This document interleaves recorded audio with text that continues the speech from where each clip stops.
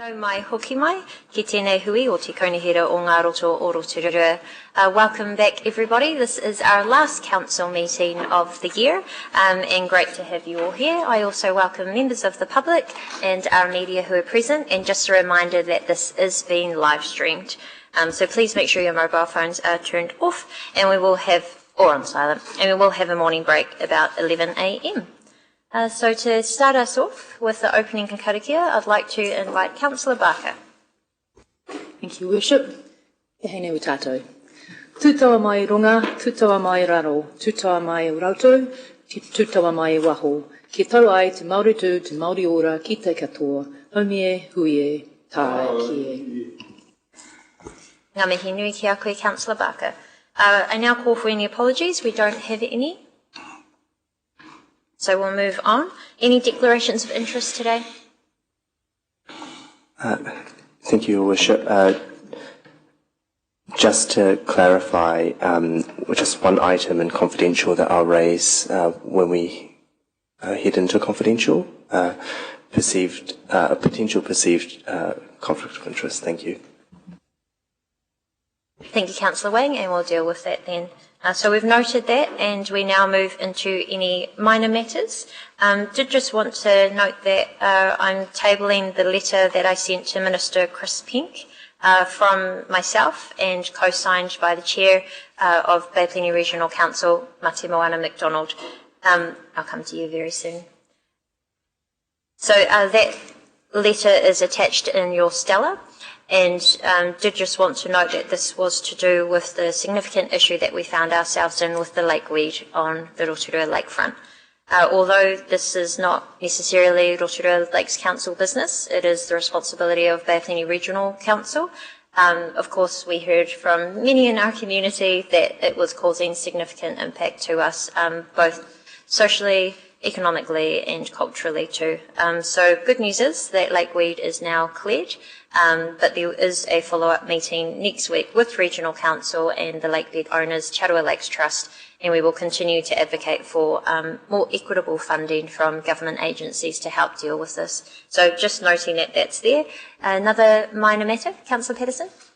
Thank you, Your Worship. Just not sure where I should raise this. I've got something I'd like to raise regarding the minutes. I can either do it now as a minor matter or during the minutes. We'll do that during the minutes, which is Thank you. Thank you. There does appear to be no other matters, so we will go to the confirmation of minutes, that the minutes of the Ordinary Council meeting held on the 26th of November be confirmed as true and correct. We'll get a mover and a seconder and then come to Councillor Patterson. I'm happy to move, and that's seconded by Councillor Rokawa-Tate. Councillor Patterson.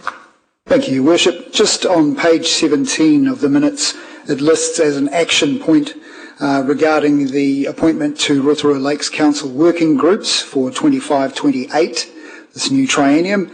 It says information in regards to appointment of council representation to other entities not listed above will be provided in response to Councillor Patterson's query. To date, I haven't heard anything. We've had 2 emails from Tātou Pounamu asking about the East Side Wellness Plan. So just wondering where that's sitting, please. Thank you, Your Worship, and through you, morning, Councillor Patterson. We are busy collating that for you. Apologies that it hasn't reached you yet. We plan to have that ready for you by the end of this week. Thank you.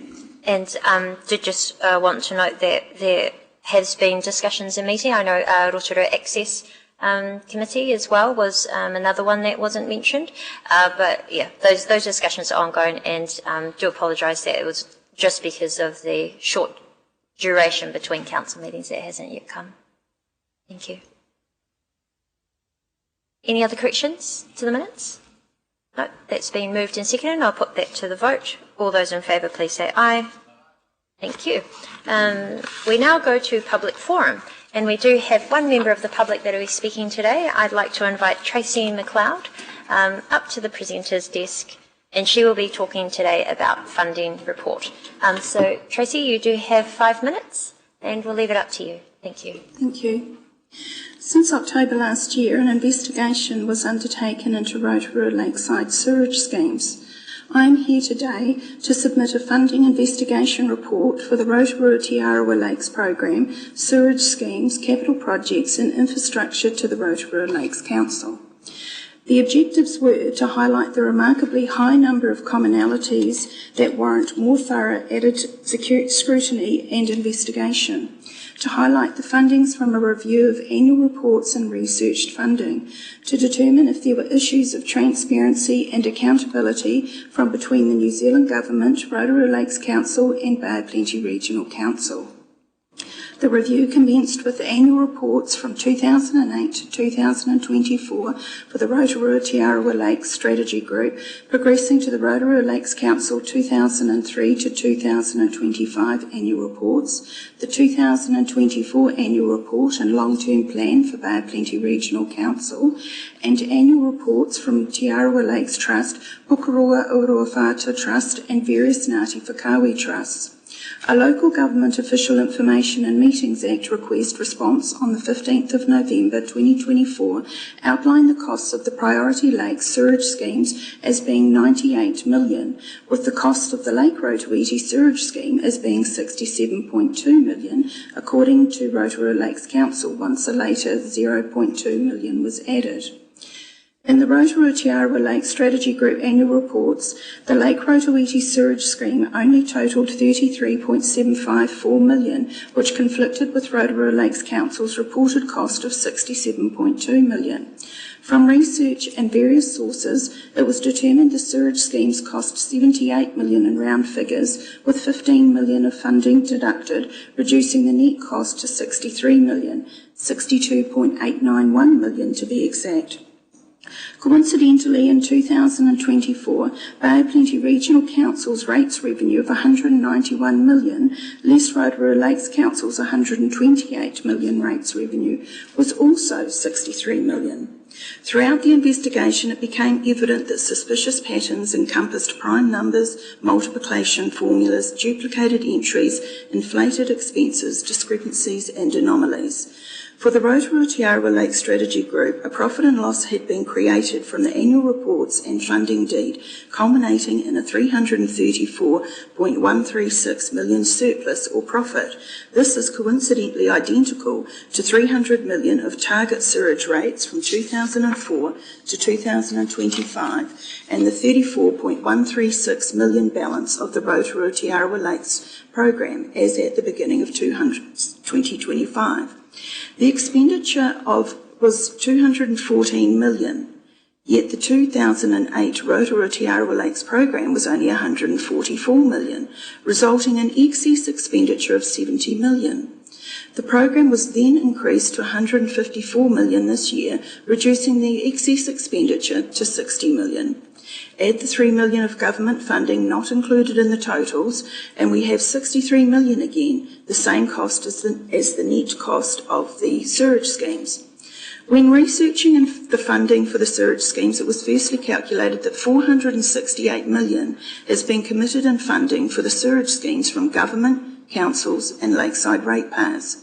When you take into account the $100 million of inflated sewage treatment expenses from 2013 to 2024, the total amount not allocated to sewage schemes is actually $568 million.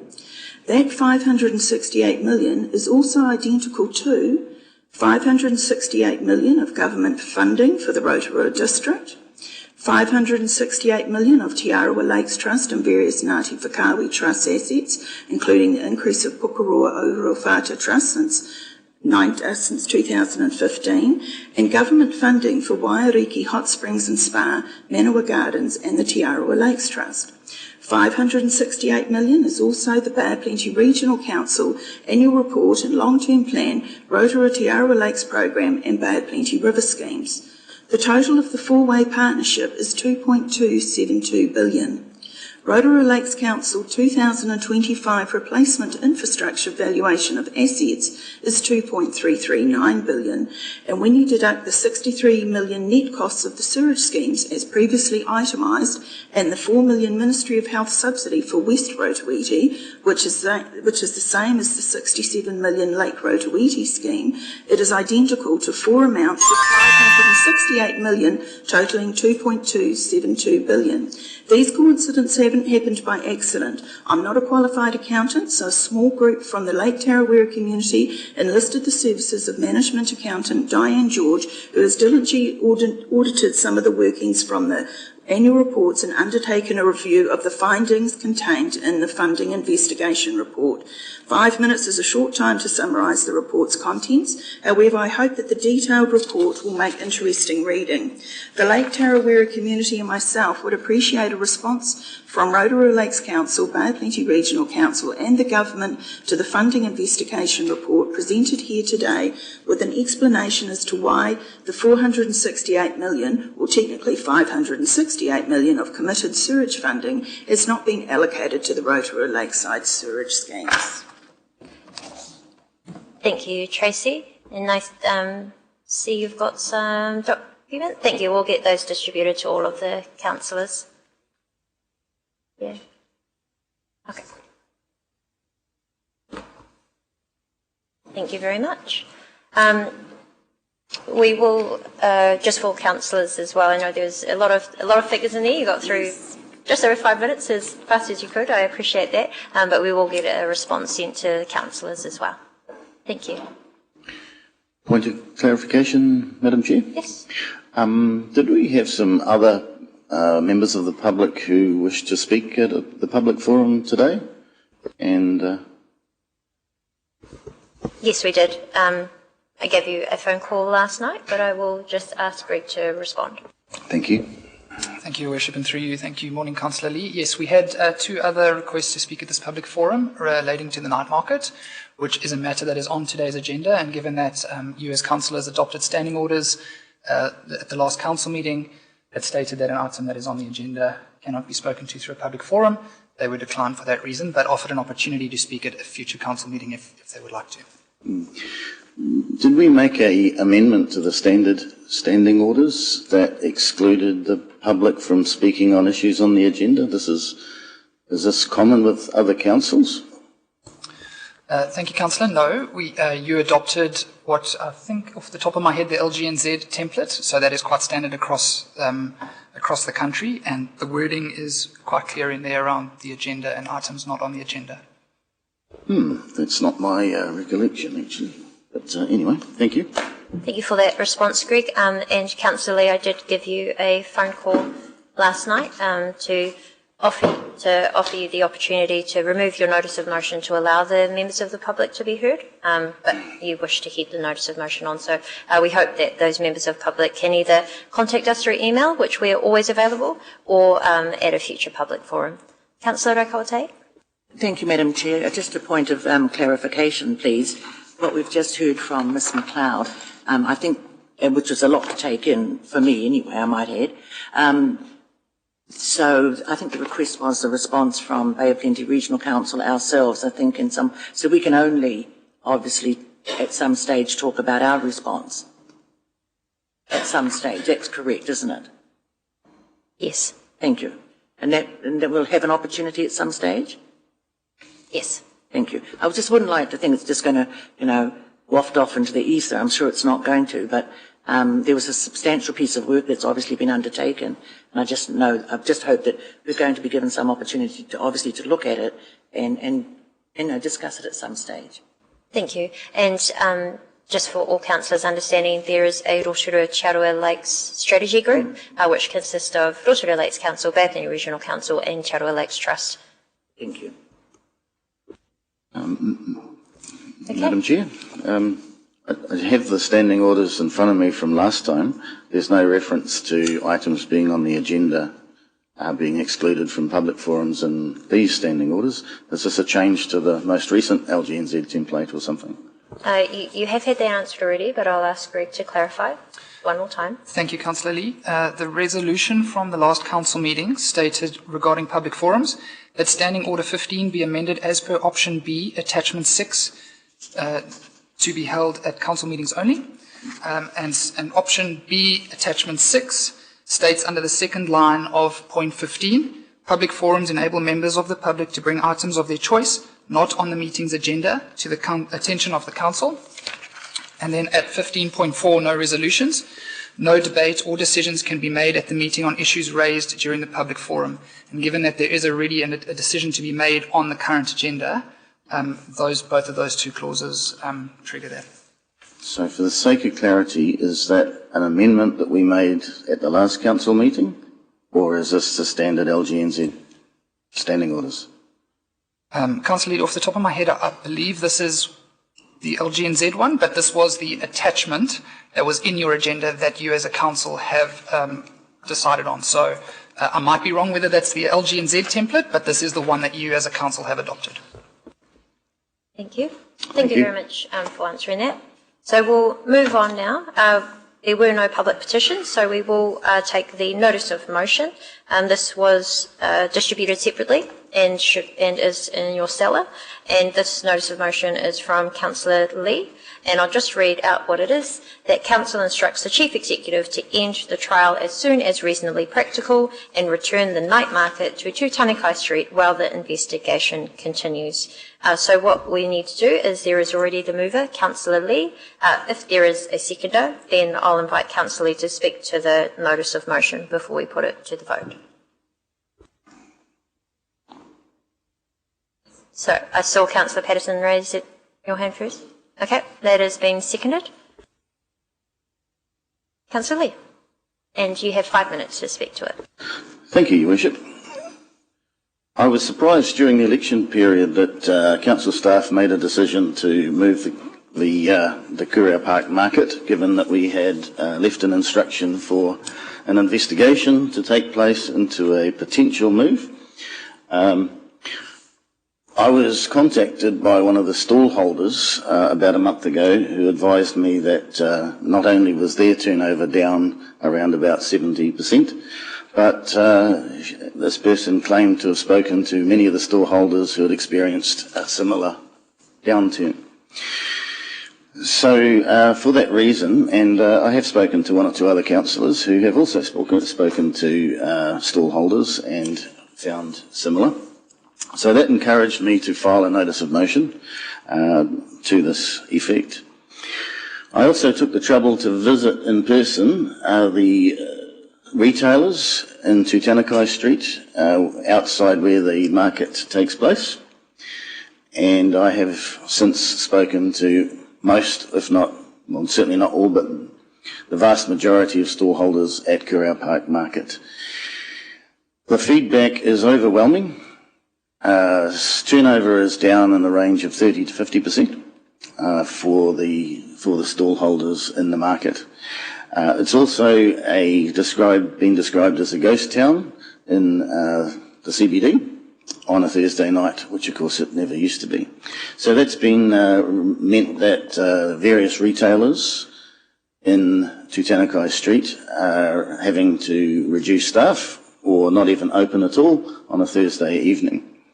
One hairdresser has decided to move out of the CBD because it's the last straw of the camel's back, as it was described to me.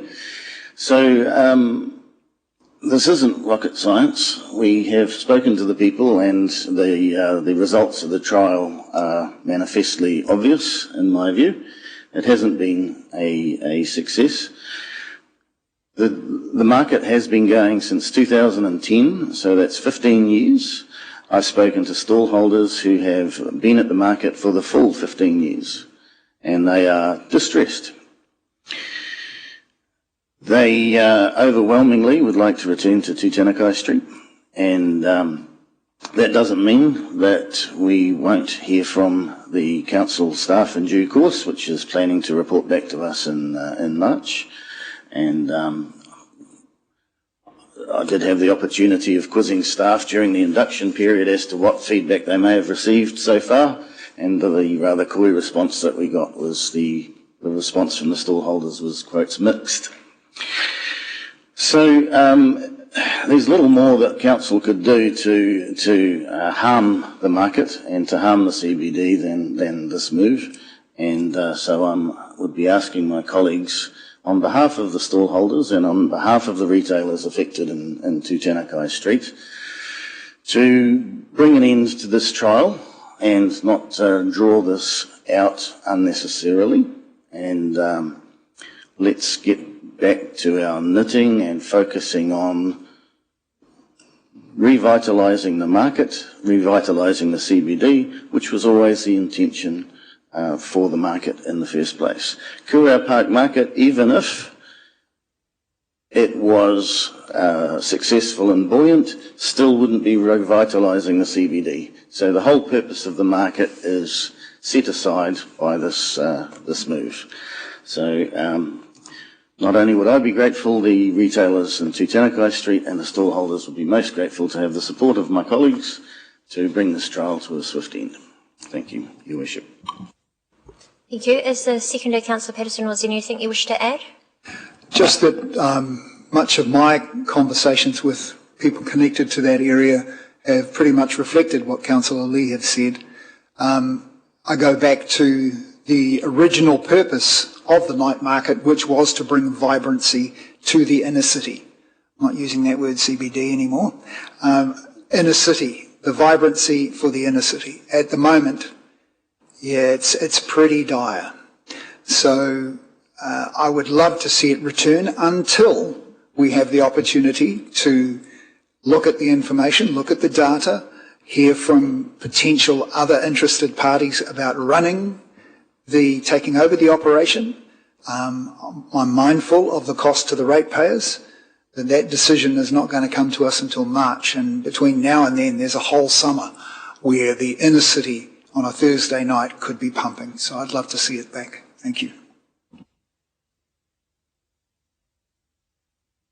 I might ask the Chief Executive to provide a response now, just in case that answers any of the questions to come. We'll then go to questions, which you can also ask the mover a question, and then open up for discussion. Thank you, Your Worship, and through you, as this has been discussed a little bit during the inductions, I might ask Alex Wilson, our GM, to give us any facts that I miss out on. But I just want to highlight a couple of items. So firstly, the council decision was based on cost, was asking us to reduce cost in this financial year. The trial has contributed towards that, towards reducing the cost that we were trying to achieve in this financial year. Obviously, should you return it to the inner city, the traffic management costs associated with that would then hit us this year until council made a decision to potentially shift it or consider a different business model. So I think it's important to consider that was the original direction, to save some cost, and that was the objective of the trial. We have, I believe, closed the survey results now, and we're preparing to bring that paper to you in February, actually, rather than March. So the last week, third week of February is when we'll bring you that paper for a decision. I suspect the difference in when we'd practically be able to return to it then is not significantly different, but I might ask Alex to just maybe confirm my facts and add any others she may wish to. Thank you, and through the Chair. I think when we first provided an update or a response to your questions, Councillor Lee, the survey hadn't closed at that stage, so we didn't have a strong view, but we received 300 responses, and I think it closed the Sunday following that induction session. Out of that, we're still working our way through those 300 responses. They were quite in-depth. It was quite an in-depth survey, but what I can share with you to help inform your decision on this is that there is a preference across all three groups to return to the Tūtanakai location. But further to what the Chief Executive has said, if we were to return back there would be additional health and safety controls around traffic management that we would have to put in place. So there would be some additional cost there. Okay, so we open up for any questions, and just confirming you can ask questions of staff or of the mover as well. Councillor Wayne? Thank you, Your Worship. And just a question maybe to the Chief Executive or to Alex. You mentioned that even if the night market were, as soon as reasonably practical, returned to Tanakai Street, it might not be anytime soon. Can you just clarify that, as, I guess, the reasoning to that, why that would be the case? No, we could return within a couple of weeks. We just have to make sure we had sufficient comms and had the vendors and businesses aware that that was going to happen. But a couple of weeks, we reckon, yeah. Thank you. Councillor Deputy Mayor Kaifong? What would be the cost of the additional traffic management if we were to return? So the shortfall cost that currently the general ratepayers are bearing if the market returns to this? We're just waiting to receive information from our contractors around what additional controls they would need to have in place. So we don't have that information to hand right now. Is there an opportunity to increase the amounts that vendors pay for sites so that covers the cost, given that one of the objectives for the trial was financial prudency, and it was also around health and safety? So whilst I acknowledge that there are some vendors that are from Rotorua, there are also a lot of out-of-town vendors, so the general Rotorua ratepayer should probably not be subsidising out-of-town businesses. That's something we'd need to propose, I guess, to the vendors. That would be a change to their current situation, but certainly something we could have a discussion around. And so my final question would be to the Chief Executive, where would the funding come from if we were to return it there in this financial year? So effectively the trial would be for 6 weeks maybe? Through you, Your Worship, this is the benefit of having a paper which staff have considered all these questions and brought forward to you. So we're trying to respond to the questions that we think you have, because obviously we knew the notice of motion was coming, but we don't have all the information. We don't have that ready to go. We'll have that as soon as possible, which is the first council meeting of the year next year, where we'll be able to answer those questions and a number of others. Thank you. Thank you, and do appreciate that this has jumped ahead of what was planned to be an opportunity for in-depth discussion and questions, and then obviously decisions of the future. So perhaps if we could just try to keep the questions focused on the notice of motion before us, which is to end the trial as soon as reasonably practical as well. And any additional questions delving into the detail, which we do expect to receive 18th of February is the meeting. Then, well, you'll receive it a week before in your agenda. Then we'll hold those over until then. Any further questions? Councillor Sanford? Thanks, Madam Chair. This question maybe dissects both of the good and the bad of what you were just suggesting to us. Alex, I think through the Chair, this question might be to you. If, for example, we were to move the night market back to Tanakai Street, would that help in preparing a paper for February? Because when I was asking about the data in the last meeting, I wasn't sure if we actually kept very good data for summer numbers last season. So I was wondering if by having a summer mark, because at the moment we moved it at that switch over from autumn to summer and daylight savings, or no daylight savings to daylight savings. So would it help in data gathering if the night market we have the data for where it is now, and then we're able to compare it if we moved it in a few weeks? Through you, Madam Chair, in short, we started counting numbers at the beginning of last year, the team advised me, so went back after your first question to clarify that. So we have data from January that we'll be able to draw from. This would just be an additional couple of weeks. Thank you. Councillor Patterson? Thank you, Your Worship, and through you, again, probably to Alex. Just on the costs per event, roughly, how much of that $5,000, I think that's what it works out, 40 events at 5,000 equals 200, how much of that is attributed to traffic management and health and safety? Is that all of it, or are there other costs? I'd have to come back to you on that, Councillor. Okay, thank you. Any further questions? We'll go Councillor Maxwell and then Wayne. Thank you, Madam Mayor. I just have a question. Oh, can you hear me? Yeah. I have a question.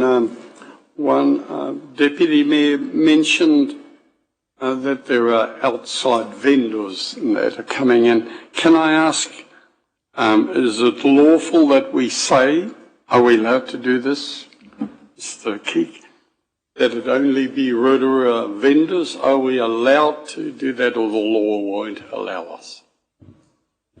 I might answer that through you, Your Worship. I would suggest without legal advice that it's unlikely that we'd be able to prevent people from other parts of this free country from participating in a night market. I mean, I don't even know how many, but it mightn't be many. That's only a question that I have. Thank you. Councillor Wayne. Thank you, Your Worship, and through you, probably to Alex again. Can you, how does the relationship with Unison in regards to the night market work, with the night market being situated in Kuera Park now compared to in Tutanakai Street?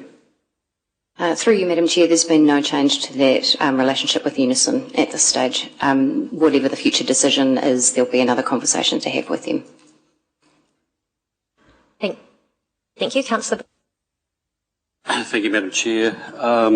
In the paper that's coming up in February, are we looking at the wider opportunities for the night market, location, times, seasonality, costs? Will we be more informed at that time around the wider conversation? Through you, Madam Chair, yes, that's the intention of that paper. We are planning to go out with an expression of interest, I think beginning of January, to help inform if there is an interest from an external provider to run the night market as well, and that's the last piece of the investigation component. Thank you. Councillor Okolte. Thank you, Madam Chair. I will make some comments when you open it up, but there is a question that I do have, and I wanted to ask Chief Executive is when this substantive report does come to us, if it will include a section on the social value of the 200,000 investment that we make in the market. Councillor Rakote, I hope you mean substantive rather than substandard report, because I try not to bring any substandard reports here at all. So the substantive report, if I understand, if I can play back to you what I think I heard the impact, the social impact of that investment in the inner city. Well, I'm sorry, but if you look on it as I do, as a social investment, then I would like the report to have at least a section on the return of that social investment of 200,000. Thank you for that clue that I will make sure that we address. Thank you. In our substantive report. Yes. Any final questions, or we'll open up for an opportunity for any final comments? Do you have a question? Yes, I have a question. It concerns the... do I understand correctly that a generator is required to be hired for the Kuera Park market that's not required in Tutanakai Street? I'd have to come back to you on that, Councillor Lee, sorry. Okay, so I understand from the stallholders that that is the case, to which I assume there must be a cost associated with it, to which I assume you'd have to come back to me on that as well. There will be quite a full and comprehensive report 18th of February. So my second question is concerns what's written on page 39 of our agenda on a different topic. If I may read out from the bottom, it says traffic management is currently contracted out to external contractors and comes at a significant cost to RLC. Recruitment is underway to employ STMS staff that are able to manage traffic management sites, I guess that is, and so reduce external traffic management contractor needs. So do I infer from that going forward, once Council has completed this recruitment process, that traffic management would be part of the costs of Council operating, rather than we would no longer need to employ external contractors to do the traffic management, would we? Look, you're referencing our next report, which is to do with our garden beds. So we'll just hold that until that report, please. Well, it's just concerns whether or not traffic management costs would be no longer incurred with the new traffic management staff employed by council. Sorry, it's a separate topic. Sorry, Councillor Lee. So we'll take it with the next one in its full context. And again, we'll be able to delve into the detail of the costs on the 18th of February. Any final questions? Any comment on this one? No? Sorry. We will go to comments. Sorry, I should ask my question. The health and safety side. So, as has been mentioned, the two objectives of this was, number one, financial savings, and we heard that loud and clear from many ratepayers across our district and also retailers, and then also health and safety. The one that does concern me the most is, of course, the health and safety. We have unfortunately had an incident at the night market, and we do know that unfortunately across the world there are higher risks of markets located in areas that are quite literally on a normal road, are easily accessible, or higher risk for those who are enjoying the night market to be harmed by others who are driving dangerously or with malicious intent. I know that it's not something that we expect or think will happen here at Rotorua, but we do have a practical example of when it has. And what I am really concerned about is the additional cost to ensure that running a night market on a road will be safe.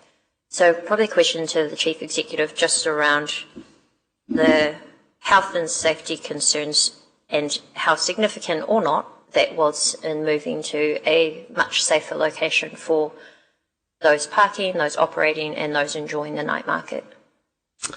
Okay, good question. There's a few different dimensions to that. I'll try and unpick it. So Your Worship, health and safety of our staff is obviously of really high paramount importance to me. If there was no directive to reduce costs to the ratepayer by changing the service, then the cost of running the service in an appropriate way would increase as a result of the learnings we've had from the post-incident report, as well as from some of the other near-miss data that we're starting to see. So the costs would increase if there wasn't a directive to reduce costs. We've combined the two and tried to take advantage of a location that isn't normally a road corridor in order to also achieve the market aspects without having the road aspects of that site and the hazards that come with that. As we mentioned, if we were to return this back to Tūtanakai Street, it would be under slightly enhanced traffic management measures in order to protect staff and public from the potential hazards that we've identified in that report.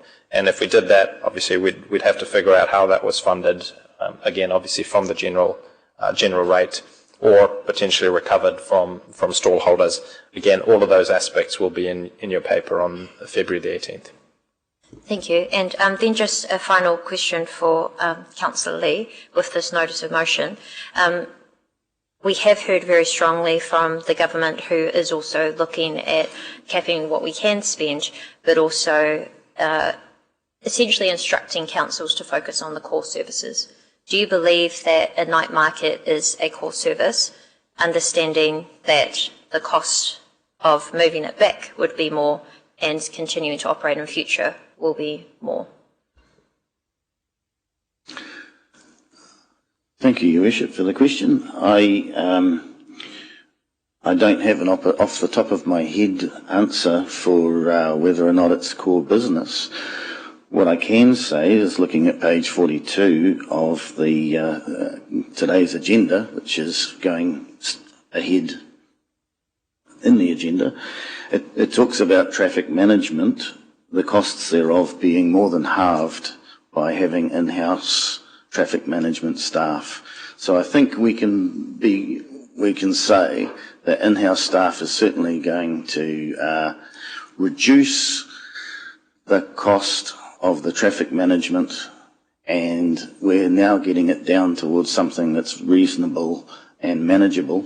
I know there is a group of stallholders and retailers who have expressed an interest in taking over running the market, and I wouldn't be surprised if they're able to do it more efficiently than council. And so I suspect where we're going is that this will end up not being a significant cost to ratepayers.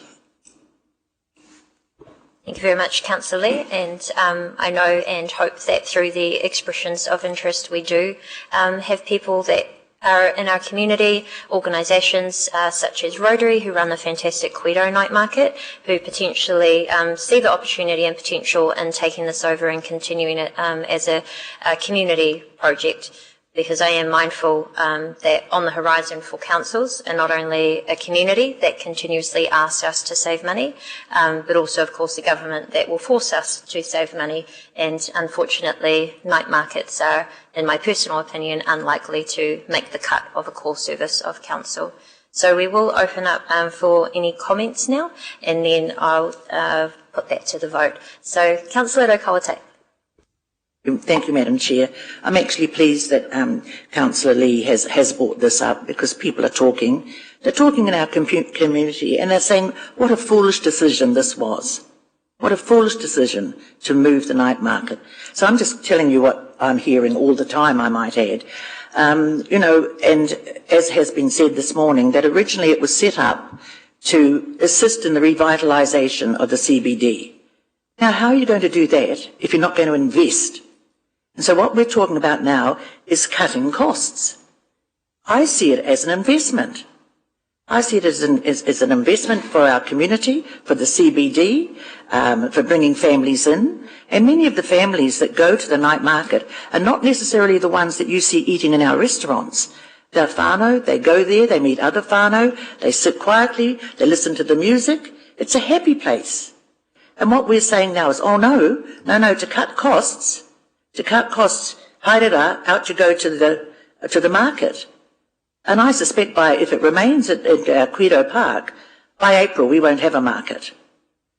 So this is a sector of our community that love meeting folks there. They just love the vibe. And what we're saying is no, through cutting costs, we see this as an impediment to the CBD revitalisation. I see this as an investment.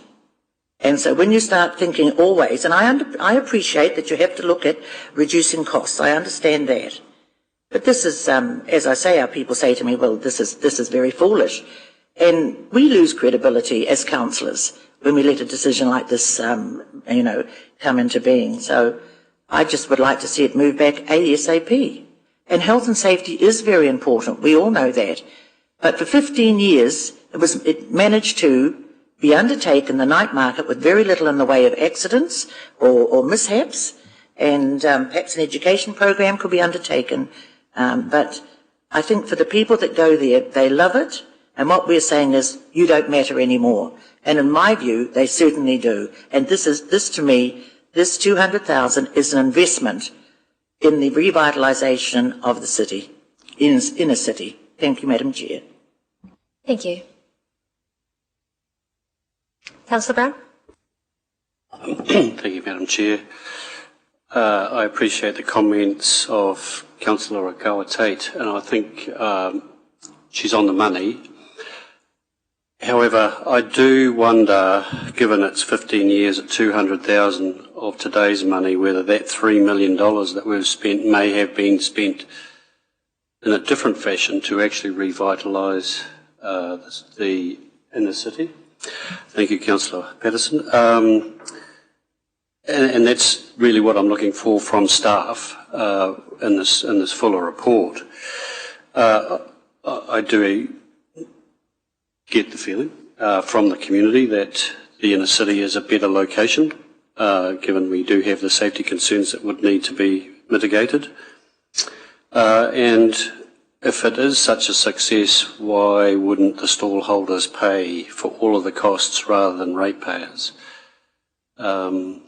I've enjoyed dumplings on many a Thursday night. And I see the vibrancy, and I do believe it is good for the community. But who pays? I'm not sure. It should be the ratepayers, but we look forward to that conversation in the future. But I have no objection, material objection for it to come back to the CBD as a retailer in the CBD. In the city. I see it makes no material difference either way, whether the market's in town or not. There's no difference in my turnover. So I'm neutral from a personal perspective, from a business owner, but potentially there's other ways that we can spend $3 million, if it's going to be 15 years in the same location, to actually revitalise the inner city. Kia ora. Kia ora, thank you. Councillor Sanford. Thank you, Madam Chair. As a regular night market partaker, I'm supportive of the motion, and I believe it's a key part of our inner city activation. And to Councillor Brown's point, it's also something I'd like to see if there are alternatives for activations. It's one of the key things that Rotorua NZ has made us aware of through the induction, is that they believe that activations in the inner city and down near the lakefront are key to the continuing economic development of Rotorua. And so, I also support the social impact side of this, but also the economic impact and the ripple effect that has through the CBD.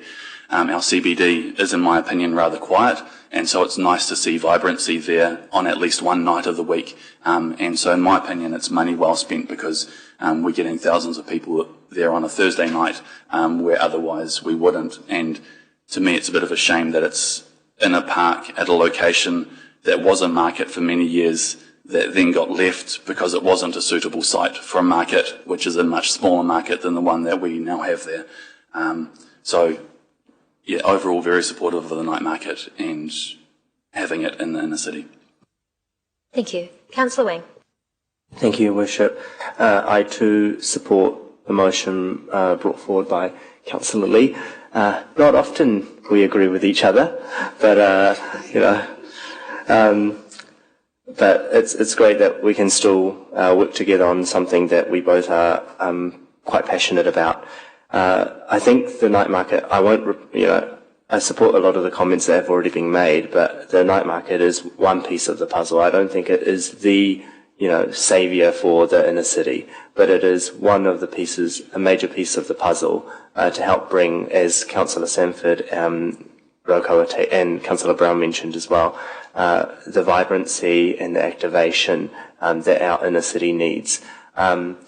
We've heard from the previous council meeting about the constraints the current location at Kuiro Park has in terms of growth for the night market.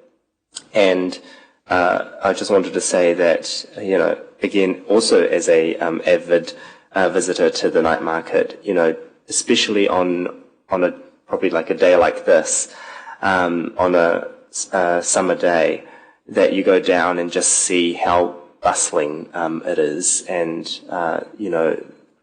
the whānau that are visiting there, the visitors and the tourists that are in town and head down to the night market to enjoy some good kai down there as well, and also the events that are held down there as well in Te Manawa that bring a huge crowd down there too. So it really has that, yes, that economic and definitely that social cohesion and that benefit to it as well. I would hope that as the investigation continues, and it will through this motion, that we can also definitely have a look into the economic and social impact that this market brings to our city, to our community. But again, I've also heard many of the concerns from the stallholders and also from people in the community around this. And I suspect that, this is probably one of those cases where, yes, we look at cutting costs and we go out to the community for the feedback. And then, we've done this trial, and then the community realises that the amenity and the service that they've gotten used to could potentially be lost. And then they realise how important this is to this city. And so I suspect that as we have those discussions around core services, etc., that we'll probably be having this conversation more and more often over the next coming meetings.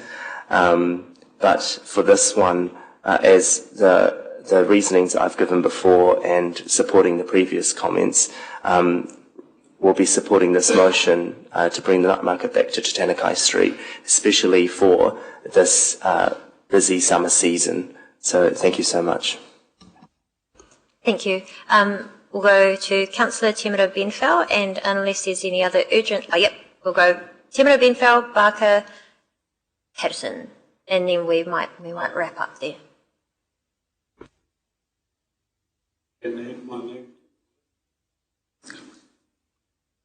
Tēnā koe, Your Worship. I think for me, in situations like this, I always think about he hana akorana kei roto. What are the learnings for us?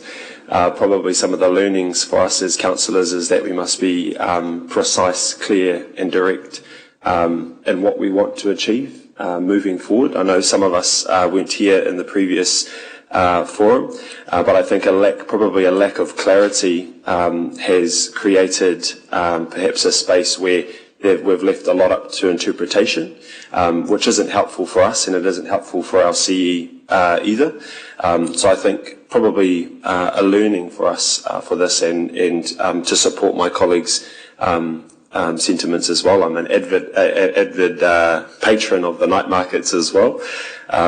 But I think there is a real learning for us in how we approach important decisions like this when we know they're of great significance to the community, is that we really need to prioritise being as clear as possible, as precise as possible, and providing that directive to the CE so that he can provide that to his staff. Because I think we are, in a lot of instances, we're quite general in what we want to achieve. In some instances, we're quite clear.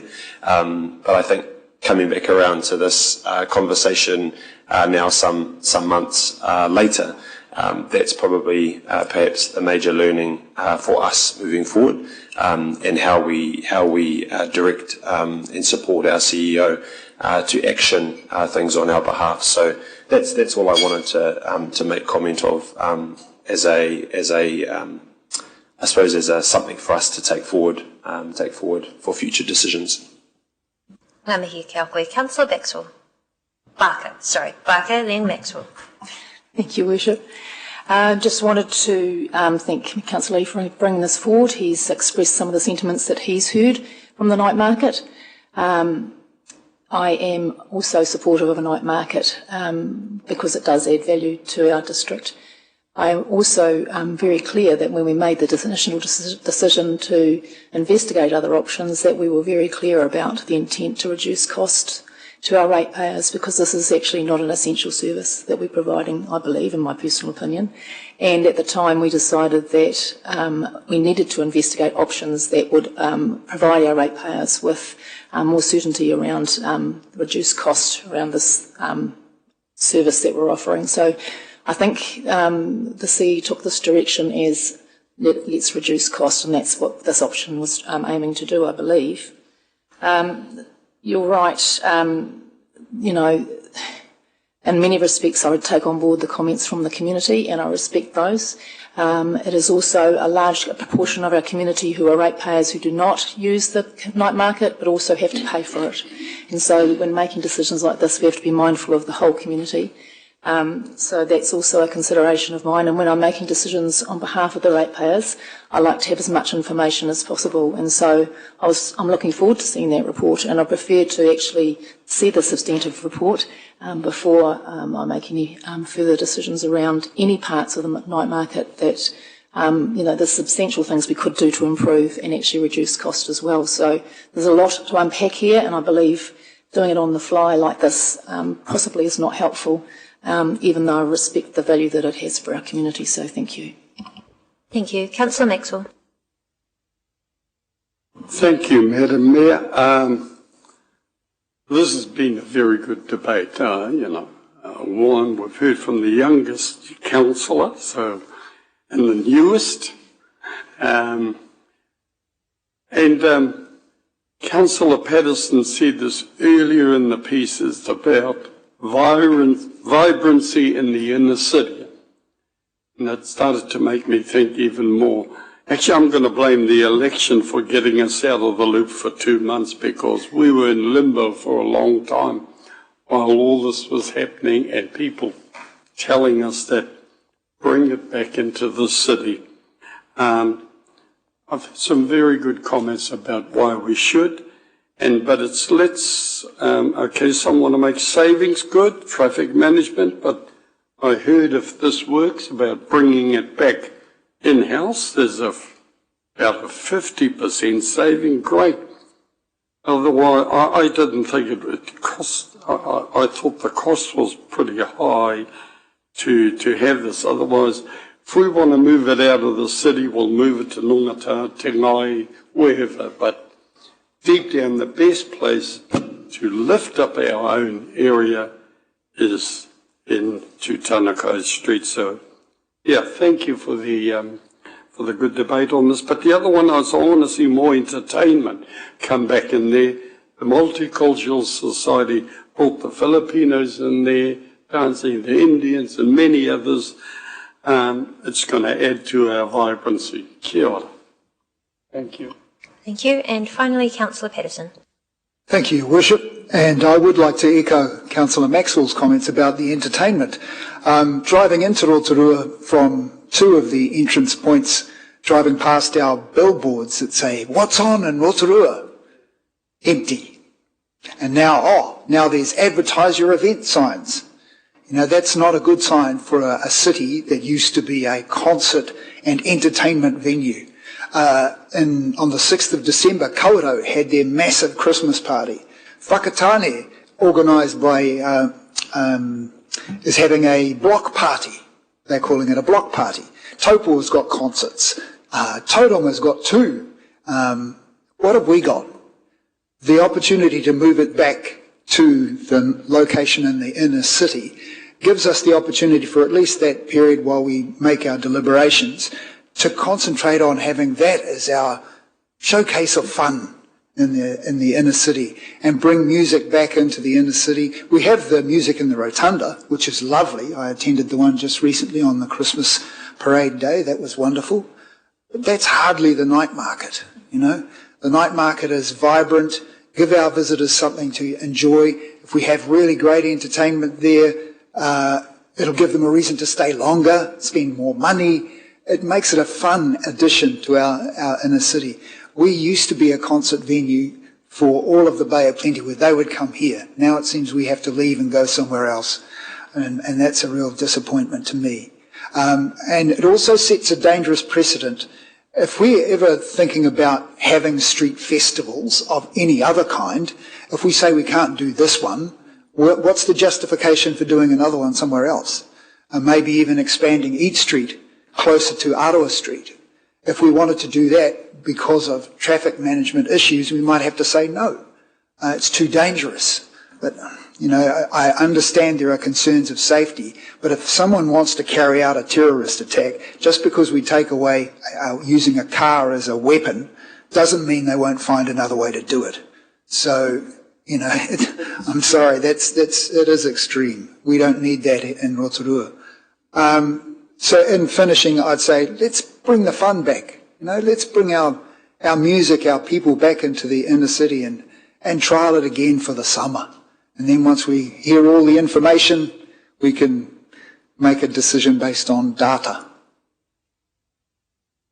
Thank you. I'll just add my comment as well, and then if Councillor wishes, you're welcome to have the final comment. Look, thank you very much, councillors. We've now spent almost an hour on this notice of motion, which wasn't actually one of the original agenda items, so I'm looking forward to getting into our fully packed final council meeting, but did want to allow time for councillors to express not only their concerns but also their thoughts on this, because I do understand that many people in our community have made comment on this. Do also want to note, though, that I am slightly disappointed that we haven't had the opportunity to see the report. There has been extensive amount of work that our staff have undertaken, and as has been mentioned by some councillors already, it is really important that we make decisions that are well informed, because probably my key concern here, and I know that some of the comments that have come out today have been a little bit alarming in saying things like, council is actually causing harm. Well, what does cause harm is being reactionary and reacting to feedback without considering the wider impacts of this and the wider costs of this to others.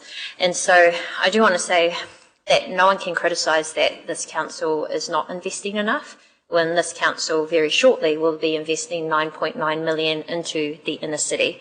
Now, that's hugely substantial and has the opportunity to be game-changing and attract what already is a very busy event schedule here at Rotorua, not only in the many conferences that we host, but also the shows, that international level shows that we are holding in Suhard Moss Performing Arts Centre. Blues and Barbecue was just on the lakefront earlier. But I do want to say that it is not just about the retailers. I know there's been a strong pushback from both retailers and this market store holders themselves, and also retailers in the inner city. It's also ultimately about the cost, and is what it's costing this council delivering enough value or benefit? And that's what I really want to explore, because when this first came and we said, let's actually look at the wider opportunities, personally, I would have loved to see it at the lakefront. But very quickly we found, well, parking will be an issue there as well. And so, there is an opportunity through this to do what we instructed our staff to do, which is basically save money, do better.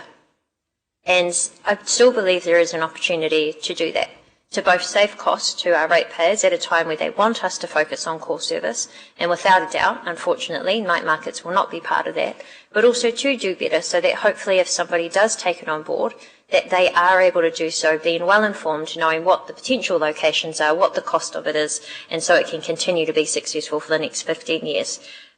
Do also want to let councillors know we are changing the way we do things. That's why we're introducing working groups, so that we can have discussion about these sorts of things, share ideas before they come to the table as well. And I hope that you'll be able to do so as we move forward with any other topical issue that comes up as well. So I'll now invite Councillor Lee to make a final comment. We'll put this to the vote, and then I'll just get our Chief Executive to respond to whatever that vote is. Thank you. Thank you, Your Worship. Firstly, I'd like to say I appreciate the questions focused on saving the ratepayers money. I think that the best way to turn the market into a self-sustaining enterprise is to give the retailers the best opportunity to make the most money. And so that means bringing the market back to Tanakai Street.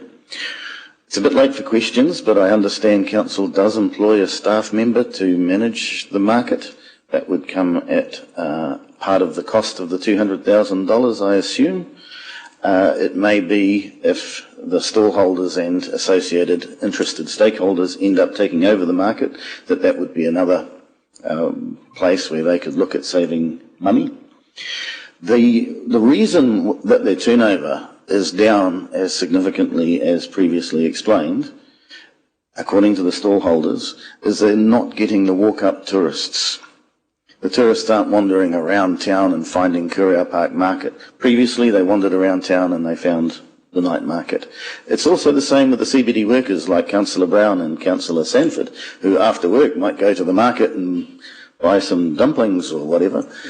They just don't go to Kuria Park and buy the dumplings.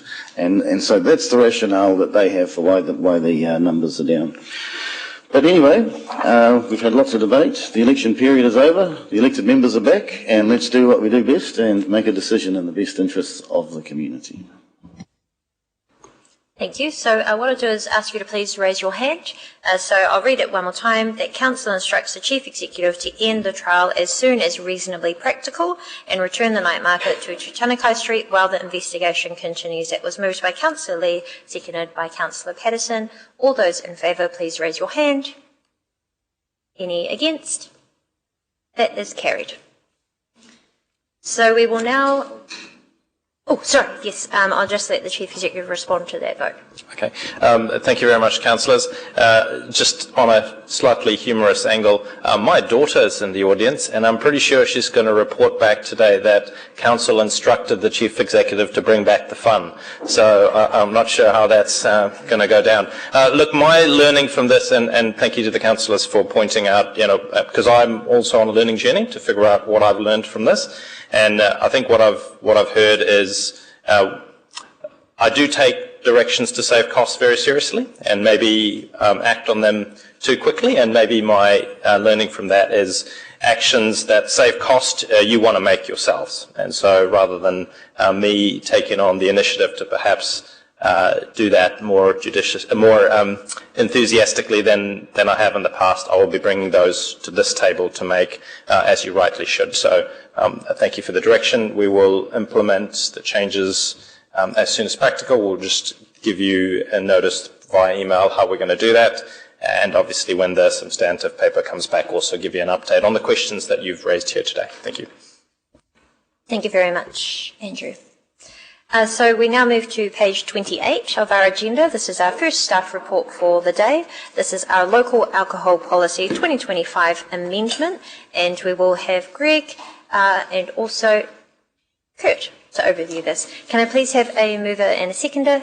Thank you. That's moved by Councillor Patterson, seconded by Councillor Wang, that the report Local Alcohol Policy 2025 amendment be received. All those in favour to receive, please say aye. Any against? That's carried. Thank you. I'm going to hand over to you guys, and we also have a PowerPoint presentation. Thank you, Your Worship. Good morning, councillors again. This morning I'm bringing to you an amendment to the current local alcohol policy. As brought to you previously through the induction period and getting elected members up to speed on future decisions coming to you, I just wanted to give a little context around what we have done regarding the local alcohol policy in the last sort of year, and then we'll dive into what amendment we would like to bring forward to the community. So a local alcohol policy is a set of decisions made by the local authority in conjunction with the community and through a robust consultation period about the sale and supply of alcohol in the geographical area. So the main objective of this is around the sale, supply and consumption of alcohol in a safe and responsible manner, and alcohol harm is minimised. So the local alcohol policy should reflect community preferences, and the DLC will make decisions based on their local alcohol policy. Consultation was held on the review of the current local LAP over February and March 2025. We received 144 submissions, with 15 submitters wishing to speak to those submissions. There were a number of consultation topics, of which I won't go through this morning. The main the topic that I'd like to bring forward as an amendment this morning is around the off-licence trading hours.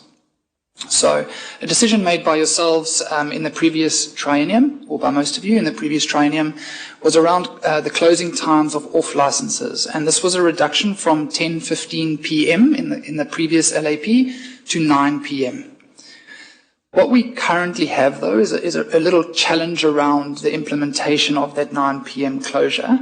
The wording in the current policy states around the renewing or issuing of new licenses. And so while we had done robust legal reviews across this policy, this was not something raised during the submission period, and we have found through additional legal reviews that this is an area we can tighten up on our local alcohol policy. We are wanting to get in front of this, and that's why we're bringing it to you this morning, before we have a number of renewals coming forward and we end up in quite a staggered approach to the 9 p.m. close. We currently have very few licenses that have gone through this process, but we are fielding quite a few questions as to how this will be implemented. And so we just thought we would bring it to you this morning, just to make sure that we can get in front of any future issues that might arise. So Our request this morning is to reconsult with the community. The Sale and Supply of Alcohol Act requires us to consult with the community every time we make an amendment to the local alcohol policy. And so while this is such a minor amendment to this policy, we need to consult with the community again. So what this will do, what our proposal is that we will request a uniform 9 p.m. close with a 3-month notice period. So once this change is implemented, if that is a decision that you would like to make, there will be a 3-month notice period, and then everybody would have to close at 9 p.m. who is an off-license holder at the same time. Consultation is currently ready to be done if you approve today's recommendations from 6th of January to the 13th of February.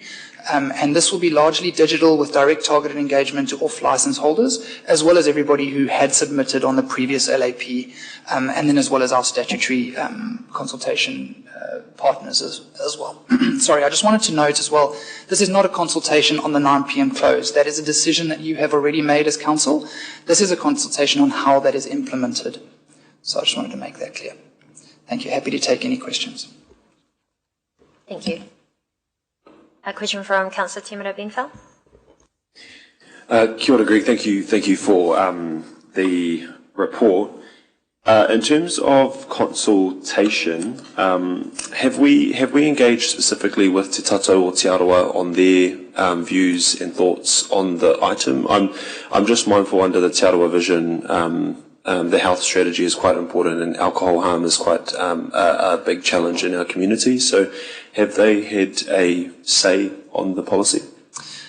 Sorry, you bring up some memories here, Councillor. I'll have to go back and have a look explicitly, but we definitely did have meetings with Te Tato o Te Arawa and consultations with them.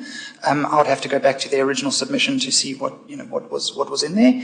But yeah, we will definitely be pulling them in as part of this consultation as well as the Ministry of Health, as well as the police and other iwi entities that we've engaged before. There was a really robust pre-engagement engagement process prior to the development of the LAP in the previous round of review, of which key stakeholders, they were one of them. Thank you. Councillor Patterson. Thank you, Worship. Just the timing of this. So basically, when you say 3 months is when it would actually be implemented at the end of that 3 months. So that would be go time? Yes. So the intention is to consult over January and February with a decision at the end of March. And then there will be, if you make the decision to go along this process, it would be 3 months from then. So it would be April, May, June. So potentially 6 months from today? From today. Thank you. There appear to be no further questions. There's a lot of detail provided in the report regarding the small amendments, so thank you. I now will just read out the recommendations and ask for a mover and a seconder, and we're open for discussion at that stage if there is any. So point 2, that Council approve the recommended options in the proposed SOP as outlined in Appendix. Point 3, that the proposed draft statement of proposal on the Local Alcohol Policy 2025 Amendment, Draft Local Alcohol Policy 2026 be adopted for consultation. And point 4, that the Council approve a public consultation on the proposed draft statement of proposal on the Local Alcohol Policy 2025 Amendment, Draft Local Alcohol Policy 2026, to commence on Tuesday, 6th of January 2026 until Friday, 13th of February 2026. Do we have a mover and a seconder? Moved by Councillor Brown, seconded by Councillor Timothy Benfell.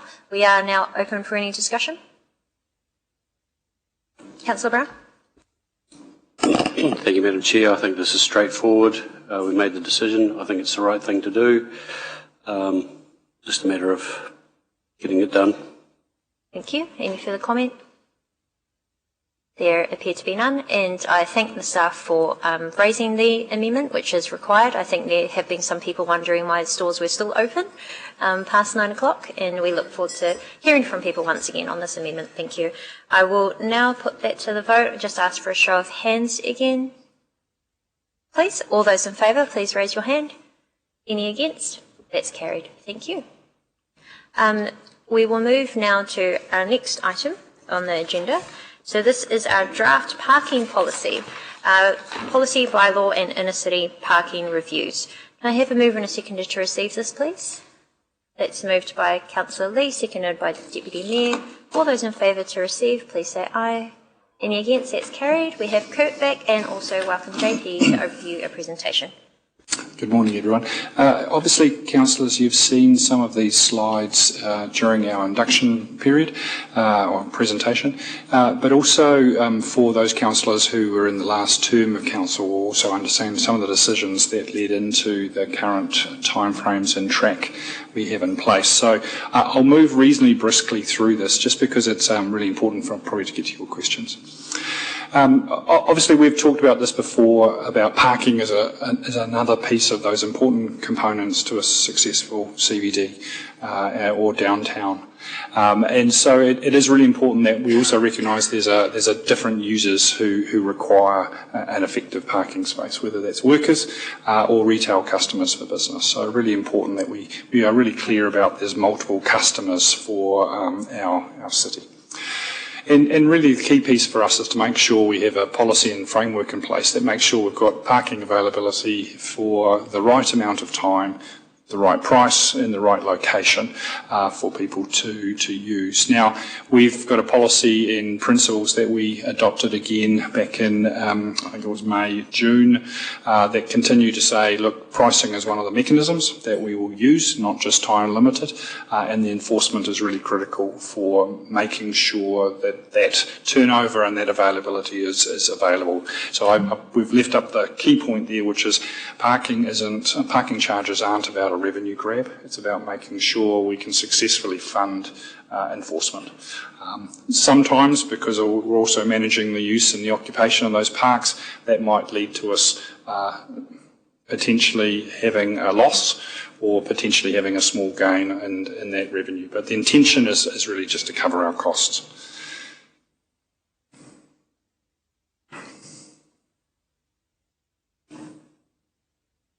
Just got a bit of a...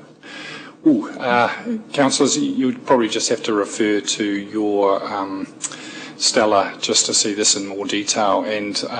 But what was really critical in us showing you this was that really you made a decision back in June to not extend the current contract. So it concludes on the 30th of June 2026. So for us it was the need there to run concurrent processes around looking at our policy, looking at our bylaws, going to market to test preferred or identify a provider and make sure that we could put it in place with a transition for 1 July of next year. So this diagram was just to give you a feel for that concurrent processes that needed to be run for us to successfully achieve that 1 July commencement of a new parking regime.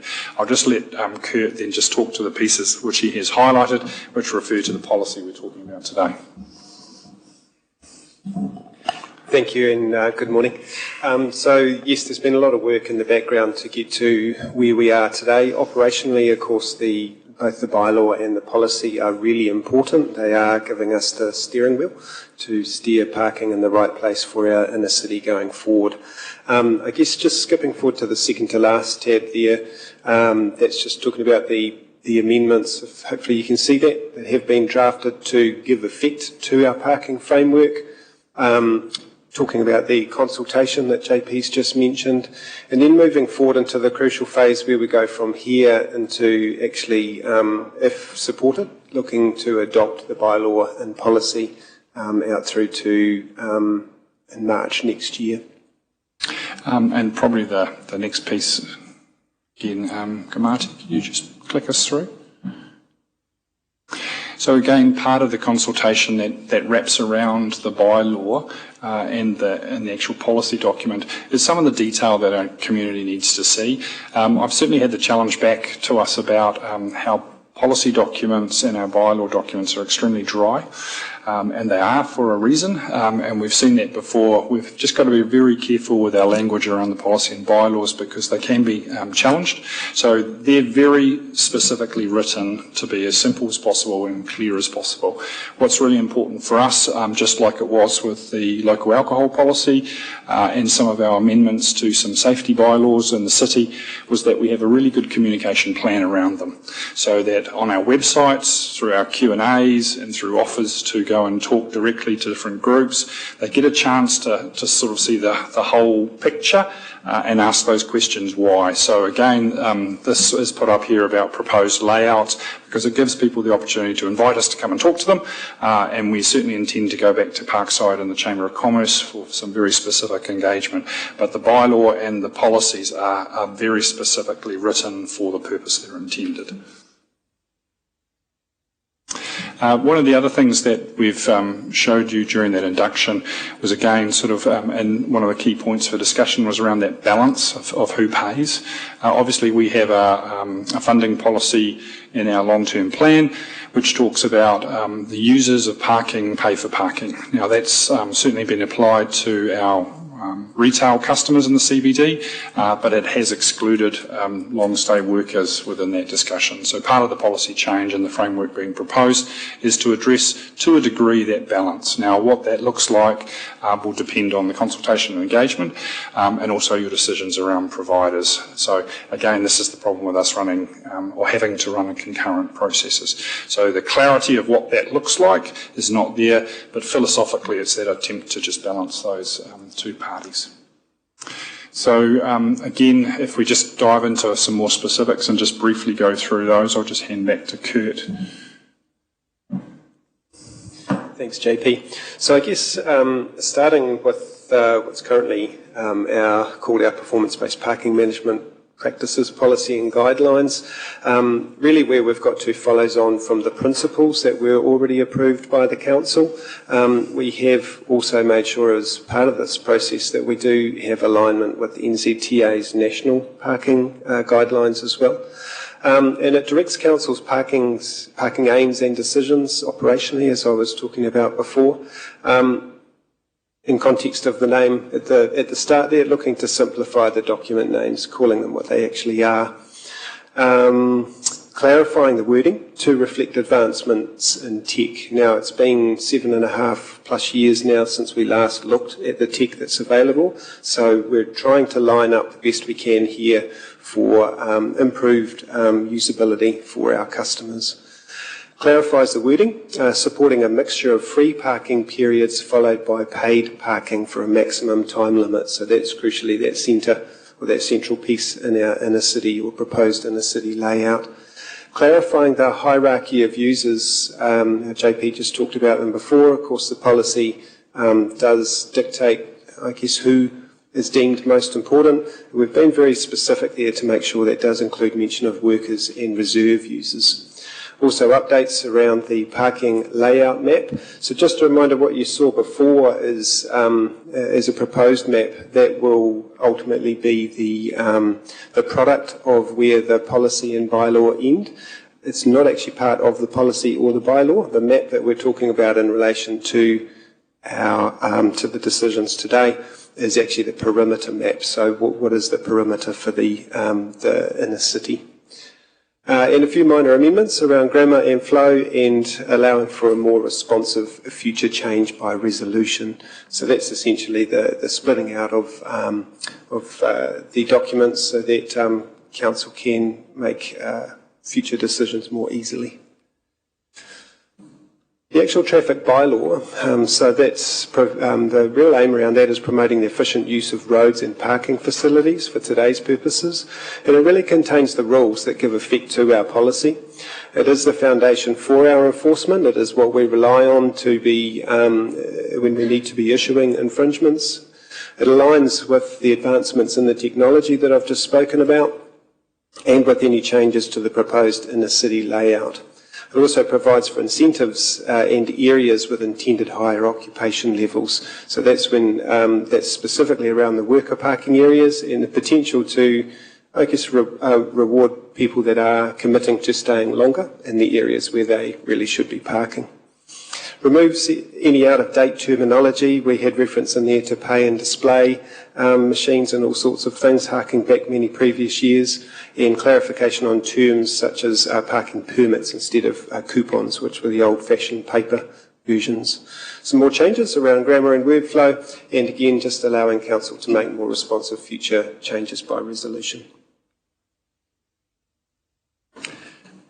Councillor, I won't dwell too much on that. It's just the timing there is tried to give an extended period over the summer. Obviously, we want to engage with retailers and business, very busy time for them, and also as much feedback potential from our community as possible, or the opportunity for us to visit and talk to groups. So we have extended beyond the sort of statutory time frame because we are in that really challenging period over Christmas where we lose approximately 3 weeks.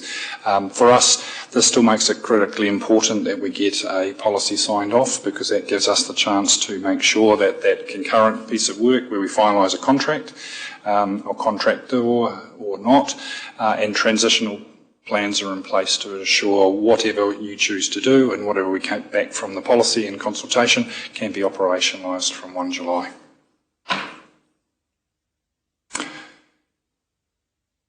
So probably the key bits we have there is obviously we've got a wider set of questions and Q&A around the system as well as the specific elements. But again, we're also really keen on probably the biggest moot point is things like coins and the potential payment options. So just making sure we've got that fuller and wider discussion around those options as well. Happy to answer off any questions. Thank you very much to you both. Questions? Councillor Sanford? Thanks, Madam Chair. And as I'm rather new here, this might be a question just because I'm new. I just wanted to clarify, so the layout that you're going out for submissions on isn't the layout that you just showed on the screen before. And I just mentioned that because in the statement of proposal, you actually talk about the layout in there, but we don't seem to be including it. So I was just wondering why that is. Thank you, Councillor. So it is very important that we do get direction on that proposed layout, so the maps that were shown, but you won't find that particular map in the resulting policy and or guideline going forward, but they are interlinked, so that's why you're also being asked to or give some guidance on whether that map is appropriate. I think probably going to Councillor's kind of key thrust there too. If you remember the words talk about the area where we consider parking. So that's the wider area which includes Quero Park, Lakefront, Gummin Gardens. So we've got that extended map. The operationalising of those words comes back to a decision of that layout plan that you've seen. So that becomes the product of.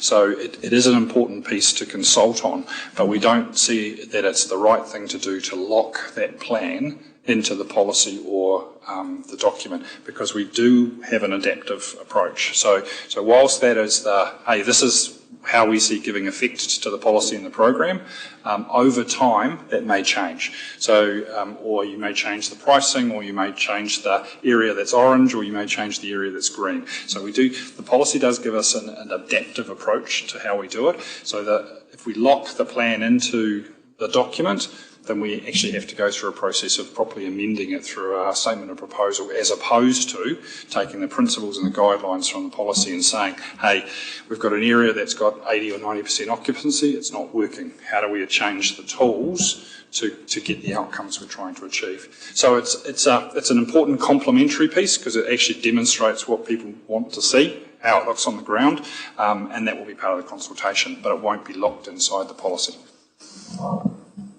Just to clarify, so we are releasing it, but it's not part of the policy? Yes. Okay. Thank you. Councillor Brown? Well, thank you, Madam Chair. How did you know? I had some questions. Are we measuring...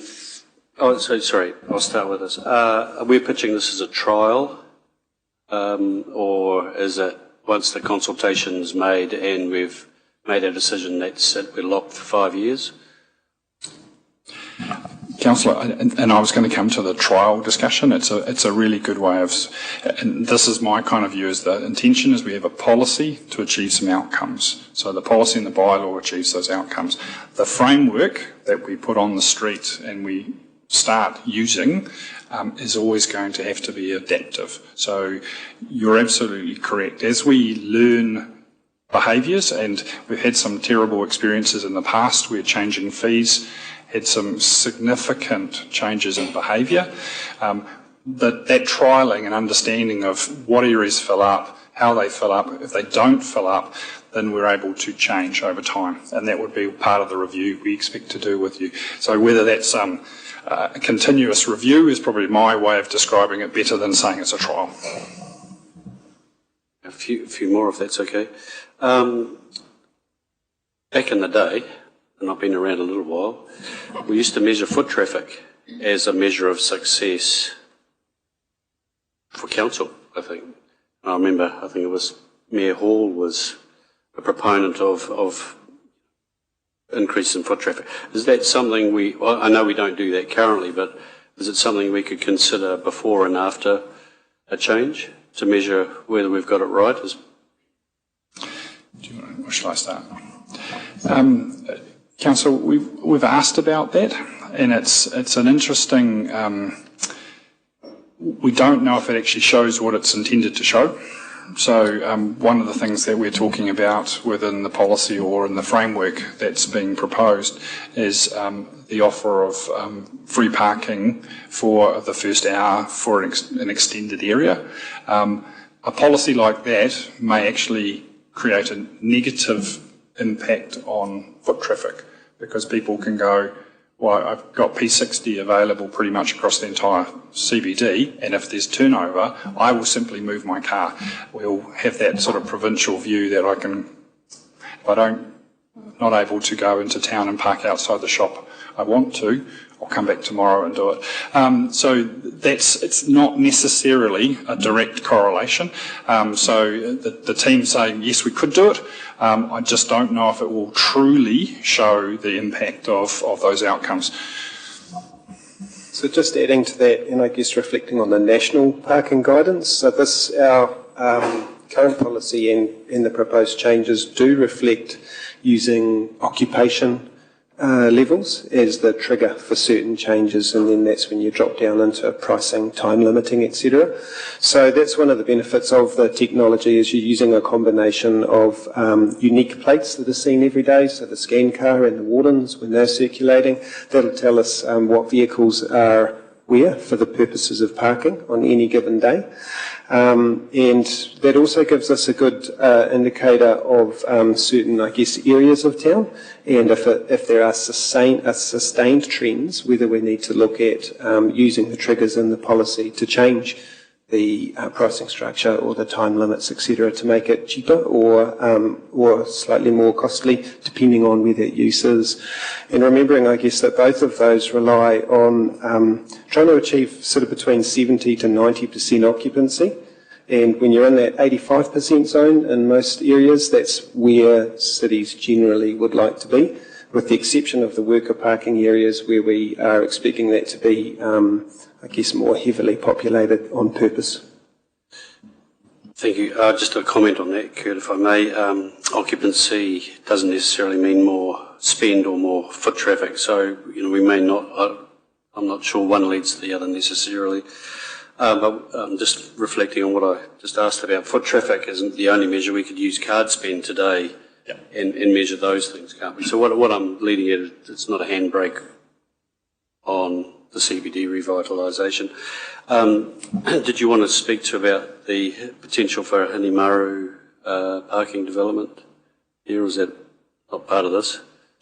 I think one of the things that we have to do, Councillor, is just look at the full suite, and I think part of the feedback we'll get is a desire to see a more balanced approach across the city for worker parking. So we've got some pressures and promotions we need to do around our car parking building. I've just seen a story about New Plymouth struggling to promote their car parking building. So on street or off-street parking and future developments for capacity are probably important questions we need to sort of flush out during the engagement process. Okay. Thank you, Madam Chair. Thank you. We now go Councillor Lee. Thank you, Your Worship. And I'd like to thank you and the Deputy Mayor for involving us in the brainstorming of this parking arrangements. I think that's you alluded to it earlier, but it's an excellent initiative this term, which we didn't do last term. With the benefit of hindsight, it may have been helpful if we'd done this 6 months ago, but we're all on a learning curve, aren't we, as Andrew said. JP, you say that parking is not for revenue generation, it's for enforcement of parking, so that we don't get, I suppose, people who work in the CBD abusing and taking up parks in the CBD where the retailers really need to be offering parks. How much under this model does the enforcement cost the ratepayers of Rotorua, or the residents, ratepayers, visitors to Rotorua? The whole parking budget, is how much is collected? I can't tell you what it's going to be, Councillor. This is our challenge here of running two processes concurrently. So we've been to tender. You've got a tender discussion coming up in confidential.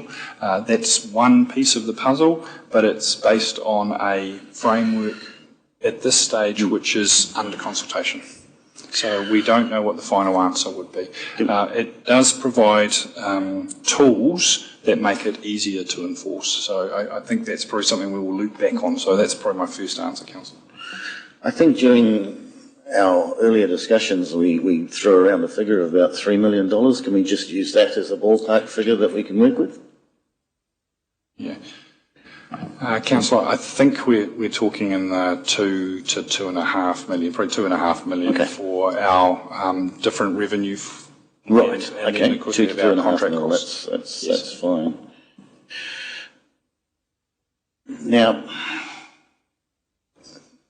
the benefit of involving elected members, shall we say, at the brainstorming part of this is rather than just relying on council staff and our job being to critique the reports that come before us, we have the opportunity to challenge the fundamental principles behind parking. And of course, JP, you're aware that we have come up with, discussed, thrashed around a potential new paradigm to how we do parking in Rotorua.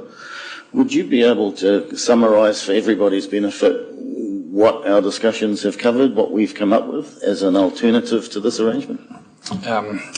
Councillor, you've raised the question around whether we should just apply free time-limited parking and variable time-limited parking, so P60s, P120s, P180s, or just free across the entire city, which is well over 3,000 parks.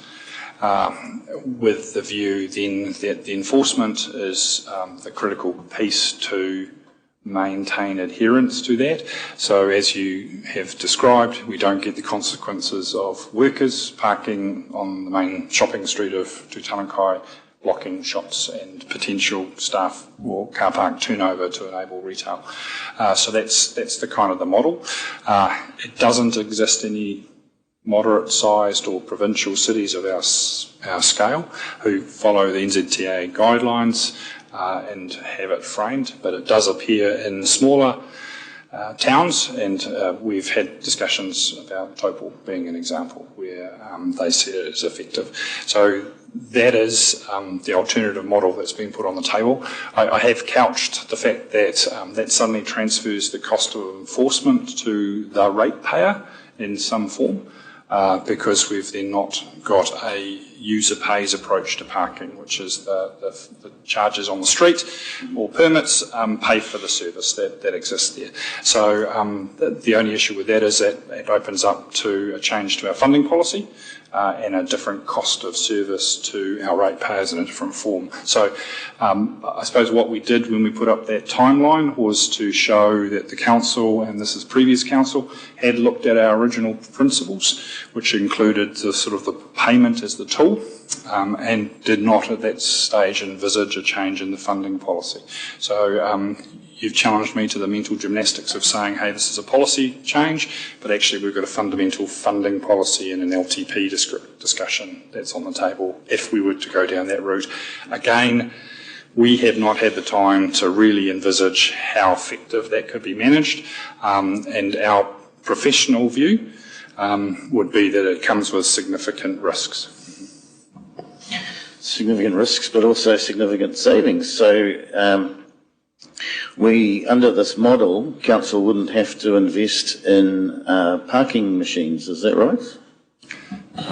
Your envisaged view is, yes, signs saying P60, P120, P180, all free, no machines. Now, that does create a significant additional pressure on enforcement, and again, we've turned over in our heads how effective that would be, and there's significant challenges, and Kurt, again, might be able to dive into that in more detail, but I just wonder if we leave it at that point, and if we need to explore because again, it's now entirely on wardens or cars to see every vehicle within that time limit and to judge whether that vehicle is now overstaying. So we've actually put an increased technical burden on getting around every single parking spaces to see it. So with the latest technology, how would the enforcement actually work? Do you want to talk about that? Thank you, Councillor Lee. So the enforcement is really the same whether it's a car or a warden picking it up, and it relies on the first time that either of them see a particular vehicle, and then using the time limit for which they're parked in, making sure they get around in time to see whether they have overstayed or, in some areas, paid to stay longer. So council would need to invest in a car, invest in a camera that has GPS, and it would be just driving around the CBD and picking up overstayers. That's correct, and I think just on the back of JP's comments, we know that as it is with one scan car, it is challenging. I guess remembering that even currently over 60% of the parks in the inner city are currently free time limited. It is challenging to get around that, and that is something we would have to build in any potential model. So it could potentially be two cars running around the CBD? Yes. Okay. So the net result, if we went with this model, is it would cost the residents and ratepayers of Rotorua, we said, what, $750,000 instead of $2 to $2.5 million, which would be a pretty good outcome for residents and ratepayers, I would think, wouldn't it? Depends on who's paying, councillor. So you've either moved it on to all ratepayers, or as discussed previously, there was a conversation about moving it into businesses in the CBD. So I think that is a petitioning of that. The question about user and user pays, certainly in our consultation with Parkside, they did not feel that as a ratepayer they should be subsidising a visitor to the city, for example, who had to pay parking to go to the night market or to East Street. So they felt user pays was the most appropriate stuff, and that was quite clear when we received that from Parkside. Yes, so you'd be comparing user pays of $2 to $2.5 million to a shared cost potentially with businesses in the CBD and or ratepayers around the whole of Rotorua. If you're honing in on one piece there, councillor, I can't with any confidence say 750 to $1 million would work. Again, we've got no idea of just how significant that challenge would be. We would say there would be significant leakage in the management of parking. Would be my first. So if elected members wanted to explore that option, which seems to have passed the sniff test as a reasonably practicable option as per Section 77 of the Local Government Act, if elected members were to want to explore that option and consult on it and potentially implement it, how would we go about that? Probably I'd start with a reasonably practicable option, councillor. No, it's not at the moment, because you're taking us back to the start of our process where we reconfirmed the principles of how we intend to operationalise parking. We also have a funding policy within the long-term plan that clearly states that it's to be self-funding. So it is not a reasonably practicable option considering decisions and policies we currently have in place. If you wanted it to be a reasonably practicable option, you would have to cease the current process and we would return to the first principle piece where we would have to say there's a funding policy discussion that needs to go into some sort of engagement and consultation. There needs to be an entire new start to the process. So the principles that are included within the bylaw and the framework are a reflection of the council confirming those in May, June. So again, this was you've caught by previous decisions. So at the moment, not reasonably practicable. What we do have on the table, Councillor, and so I'll leap forward from your discussion, is we've got a framework that does say an opportunity to enhance retail action within the CBD. Odd word, but first thing that popped into my head was that we were intending to lift the P60 free or availability of that first hour fee within the CBD from about 450 parks off to Tanakai to about 1,000 across the CBD. So we already have a mechanism there to enhance the free access to parking in the CBD. If we take the first principle approach of starting over and saying everything's free, at the moment there is actually a latitude for council to go within the framework you adopt, on the current framework you've got, you can turn up or turn down those areas. You could make Tūtanakai P90 as part of our consultation. You could adapt over time to go, hey, this is the behaviour, we will modify how much free is there. But the key thing is that we have the tools in place to enable a structured conversation. So there is an opportunity to explore increasing free parking, but I would have said that's within the framework that we've currently got, and it's adaptive over time, as opposed to the first principle approach. But that would still be at the exorbitant cost of $2 to $2.5 million. Councillor, again, the price I've quoted you is our internal costs plus our entirely outsourced contract with iPark. So what's being proposed is a technology-only tender process that's obviously coming up in the confidential section, and council taking over a large amount of the human delivery of services. So that number is not accurate for probably where we intend to be moving forward. And I'll just jump in here.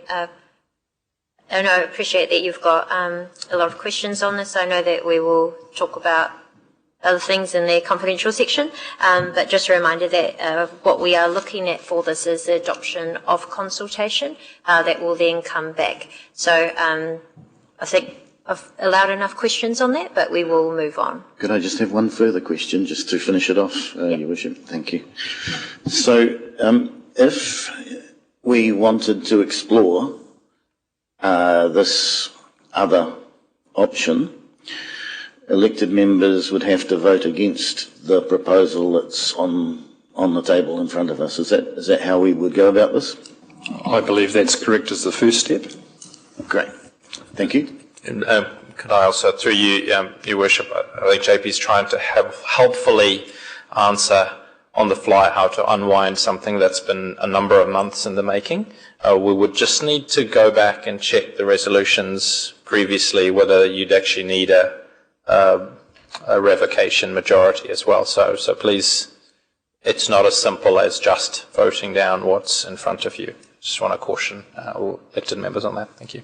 Yeah, and the documents that are also in the attachment as part of this report, that this is very technical in nature and does focus on the crucial regulatory function of council. But I do appreciate that, back in July 2025, the council was quite clear to staff that we made a decision to bring the parking services back in-house, and the review essentially began then. I'll just check if there are any final questions. We'll go Councillor Patterson. So after we finish the questions, we will just take a short break for morning tea, and then we'll return and get into comments before a vote. Councillor Patterson. Thank you, Your Worship. Thank you for your report. Just looking at the traffic bylaw itself, you made a comment about, and it's in the presentation, allows for more responsive future change by resolution. Would that mean that, say, for example, something that's currently in play now doesn't work and we need to change that? We can simply do that through resolution rather than having to go through the whole consultation process and fix the error. Not saying that we're going to have an error, but is that correct? Councillor, you probably paraphrased a lot better than what I had said. That was why we've got the map outside, because we would come back to you with regular reports, and as things change, we may have to tweak the actual implementation on the ground. And I'd give you an example. When the museum reopens, we will need to make some decisions that are different, potentially, around Queen's Drive. Thank you.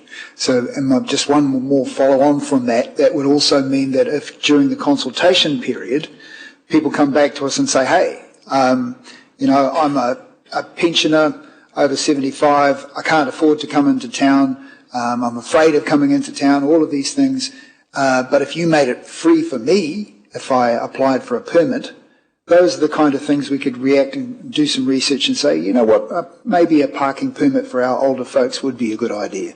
And we could change that as well, couldn't we? Absolutely. Thank you. Thank you. I do have one question, and I'll check if there's a final question. It's just regarding the risk that were identified, and it probably was my only concern, is because it is quite technical in nature. There's the potential that the public will look at it and go, oh, don't know what that means. I actually just want to know where I can park for how long will it be free.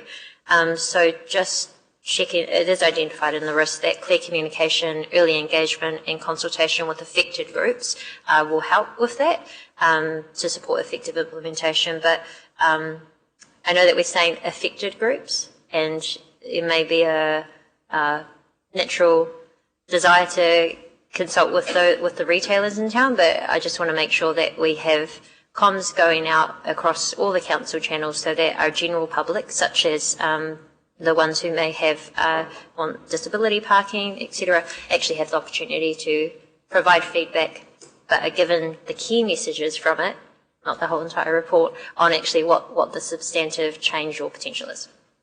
Making it as simple as possible for people to engage. Yes, Your Worship. And we've got to do that through all the channels we've got and try and tailor it as well. Because when it comes down to it, we all have our personal vested interests, and whether it's our business or our regular shops or our usual cafes, we want to know what this means, whether that's orange zone, green zone, what the payment method is. Yes. Thank you. Well, there appears to be no further questions. Thank you very much for covering this. And yeah, there was quite a bit of reading in those attachments. So what we're going to do is take a short break now for morning tea, and we will come back at 11:45. So we'll give everyone 23 minutes. Thank you.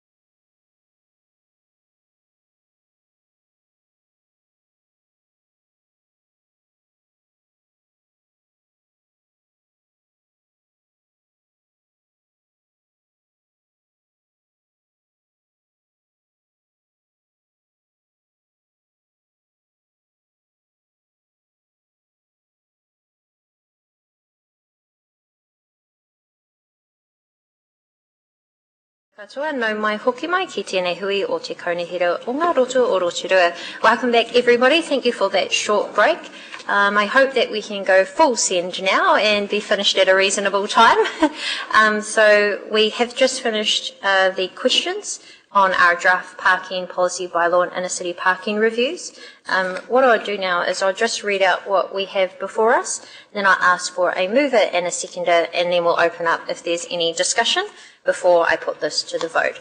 Just a reminder, we also have the garden bed health and safety mitigation options, the local water down well working group heads of agreement, and the schedule of council and council committee meetings for next year remaining, and then we'll go into confidential. So the recommendations before us, point 2, that the proposed draft statement of proposal parking policy bylaw and inner city parking reviews be adopted for consultation. Point 3, that the council approve the recommended options in the proposed SOP as outlined in Appendix 1. Point 4, that the draft copies of the amended bylaw policy and guidelines be received and approved for publishing alongside the SOP during consultation, namely Parking Policy, Traffic Bylaw 2025 and Parking Management Guidelines.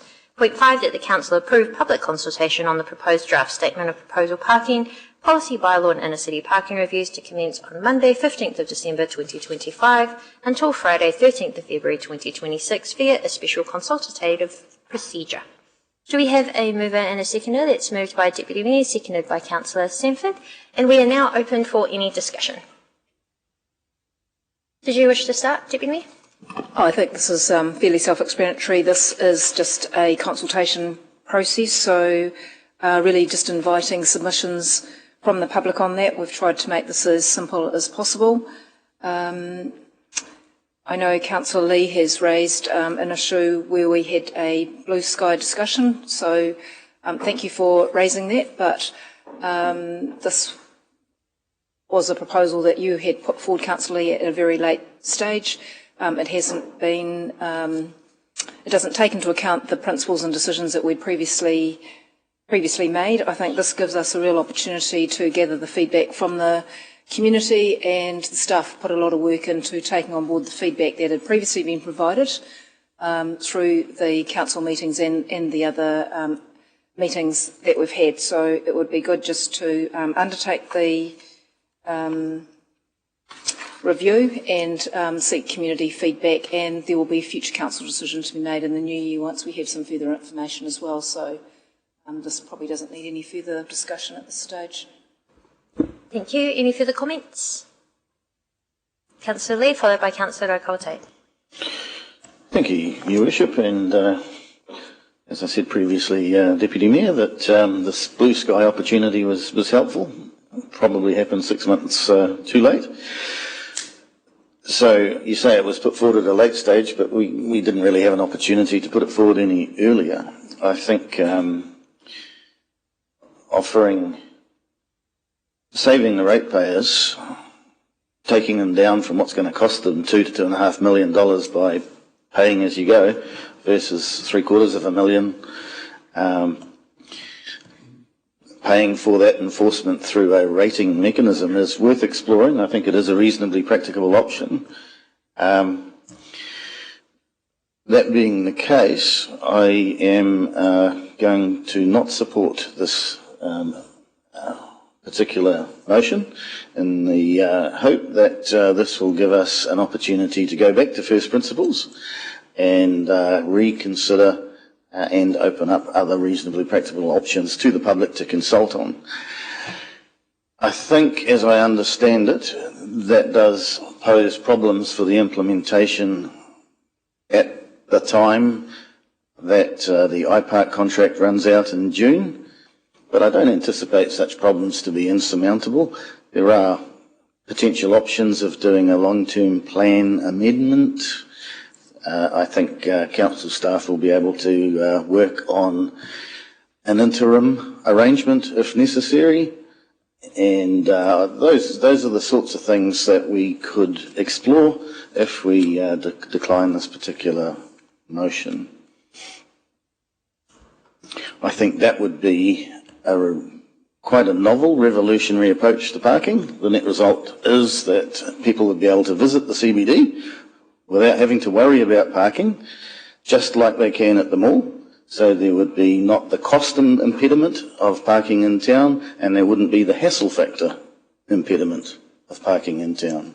And I think that is definitely worth exploring, even if it does cause us some inconvenience by having to back up the truck a little and go back a stage and continue on from there. Thank you. Councillor Rakaute. Yes, thank you, Madam Chair.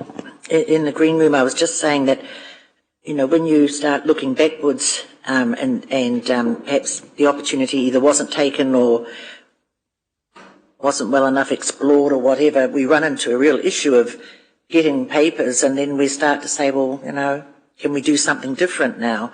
And that causes unnecessary work for our staff, etc. But I do think that good ideas should be able to land at any time. But of course, in this instance, it does have a cascading effect on other policies, such as the funding policy and others, and that then sets in a whole train of additional work. When obviously the staff have a big work program to get through. So I'm in a bit of a quandary here, because I did go to one of the working groups, if you want to call it, or whatever it was, and a late opportunity to become aware of what was going to be proposed in terms of parking options, and of course Councillor Lee had the opportunity too, and then came up with an idea that I actually do believe could be explored. But now we're so far down the track here that I just feel that money will be spent, significant money will be spent, trying to fund enforcement.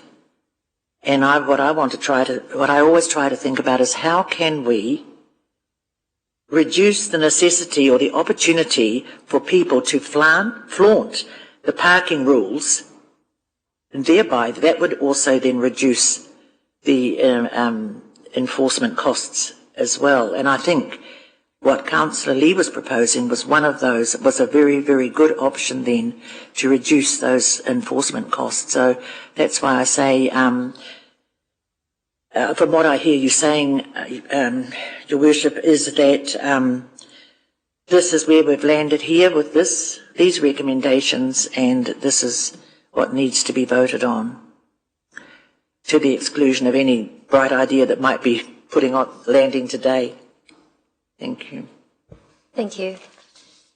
Councillor Sanford?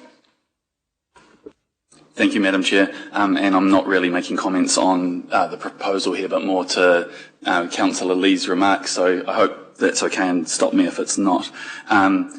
In terms of the free parking and then trying to pass, like someone's going to have to pay for this ultimately. And if we have free parking, one of the ideas was that businesses in the inner city would be charged an additional rate to pay for this parking. That I'm completely opposed to. I think that sends the wrong message out to businesses in the CBD. I think we need to be encouraging more businesses and services to be in the CBD, and we need to be making that, as appealing for those businesses that have left the CBD to come back into the CBD. There's also an enormous difference if you go across our CBD about what businesses and what properties have parking with them and which don't. And this would be a major issue for, I can think of just a number of law firms that have their own parking. You know, it's in their lease. They do not need street parking. They do not want to be paying additional parking. Other businesses do not want to be paying additional parking as well. I don't like the comparison between the mall and the inner city, because the mall has a different economic and lease setup than businesses in the inner city. And that's part of the negotiations that a business would take on when they go into the lease, to understand like what their requirements around getting parking and so on there are. The cost seems an anomaly to me here, and I think the issue is that at the moment, if even like considering that these figures are even remotely accurate, the 2.5 million, a big part of that comes from user pays, and that comes back to our policy. And so the problem is that if you have free parking and it's $750,000, for example, you don't have user pays, and so you're going to have to fund that gap somewhere. my last point on this is I'm a big believer in the compliance pyramid, and that enforcement is sort of the pointy end of the stick. And just looking at it from a human behaviour point of view, I haven't heard many people complain about having to pay for parking in the CBD. What I have heard is the ease of paying and where they have to pay. So there is a long-standing tradition, whether it's good or bad, of paying for parking in the CBD. And, so I'm more supportive of creating changes around that policy than transferring the cost onto businesses or ratepayers in general. Thank you. Councillor Patterson. Thank you, Your Worship. The previous discussion, we were talking about bringing the fun back into the inner city. This is another way of doing that, because at the moment, the feedback I get from people is that it's a hassle to come into the inner city, and that it's confusing, especially for some of our older people. Even visitors come to town. I was in Rotorua Street, I think it was, Haupapa Street, and they walked up to me and said, "Where do I pay?" And I looked at the sign and it said P60. I said, "It's free." And so the messaging that we've got around our parking just isn't working. So if we can find a new way forward, which this new plan put forward by Kurt and JP and the team certainly seems to make a lot more sense. And if it makes it easier, that's just removing another barrier from people coming back into our inner city. So I'm supportive of this. Thank you very much. And I think I'll just add a final comment and then see if the Deputy Mayor wants a right of reply, and then we'll put this to the vote. I just want to totally agree with what Councillor Sandford has also raised, and if we were to pause this work to undertake further consultation on it being entirely free, but the local businesses pick up that rate, I think that wouldn't really be done in good faith, considering the amount of consultation that's already happened and the fact that we've had no discussion with our local businesses on how they'll feel about that. I have a fairly good idea that they won't wish to be charged even more for that. And so for me, it's important that this is a user-pay system, but the most important thing overall is that I just really want to get this current system removed as soon as possible. So I am totally not up for any further delays. We've heard loud and clear from our community who celebrated knowing that this will be changed as soon as possible. We did push our staff to go out with expressions of interest as soon as possible, and this consultation will assist with that, as well as the discussion that we'll have later in confidential regarding a tender that has come through for these services. So, point of order.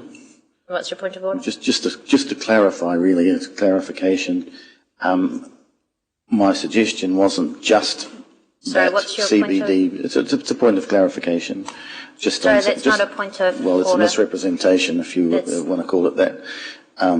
As to how my is it proposal, misrepresentation? When you call the point of order, you need to say what it is, misrepresentation, and then the chair will rule if it is or not. And what has been misrepresented? You indicated that my proposal would involve only collecting the $750,000 from CBD ratepayers. It could also be in part or in full collected by from all of the ratepayers of Rotorua. Okay, so that's not at all what I said. We'll move on. Deputy Mayor, did you want anything else? Sorry, and so that was not a point of order. Oh, apologies. Councillor Maxwell, we'll give you one final comment and then go to Deputy Mayor. Speaking to this, Aroha mai, just speaking to this, and I'm reluctant to not support this because I think our staff have done a tremendous job in the mahi that they've done on this, but as Councillor Rukawate said about exploring, well, I thought when we go out to consultation, we don't go out with just one option, but this is our preferred. It's just a pity that we perhaps couldn't have added this somehow to there to say, hey, here's another option to think during the consultation. It's just that I can remember some 15, 20 years ago here on council, we had a senior staff member who brought in a proposal of free parking in Rotorua. And it went down very well, and it worked for a while. I'm talking about a Mr. Mark Rawson. And I've just forgotten how well it did. Other than people were very pleased with that. It's just something, if the response from the consultation came back and the people were very happy with it, we could make history as the best council in New Zealand that ever gave anybody, ratepayers, retailers, visitors, something for free. I think it would have been good if it was added there. The other one that I think, when we're talking about trying to bring things back to our inner city, you really see tourist buses stopping in town now to park and people getting off and shopping. It used to happen a lot before. I knew one of the bus drivers, John Waka, he used to say he enjoyed it. They would pull up, a lot of people step off, go shopping in there. If you go overseas, those are the things that we used to love, a time to do some shopping in town. But, so yeah, I guess it is a bold decision, but we're not making it now. We're going to do it after the consultation. But I won't vote against this at all, other than to say that if it could have been added as an option, I think it would go down well. Thank you, Madam Mayor. Thank you. So we will invite Deputy Mayor. Do you have a final response? No, thank you, Your Worship. I think just this is not the final decision. There are still opportunities for feedback to come in. It's been through a robust process, and that's what councillors must remember. We have started this piece of work. We agreed on certain principles. The staff have done a lot of work based on direction that the council had given, and we don't necessarily want to just do a U-turn or change direction at the last minute without having all of the information.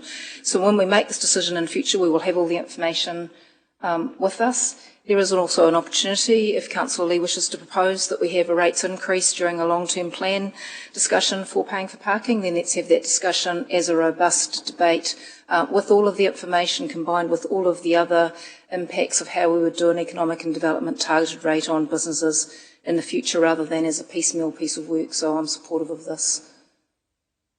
Thank you very much, Deputy Mayor. And yes, nothing is for free, and somebody will have to pay.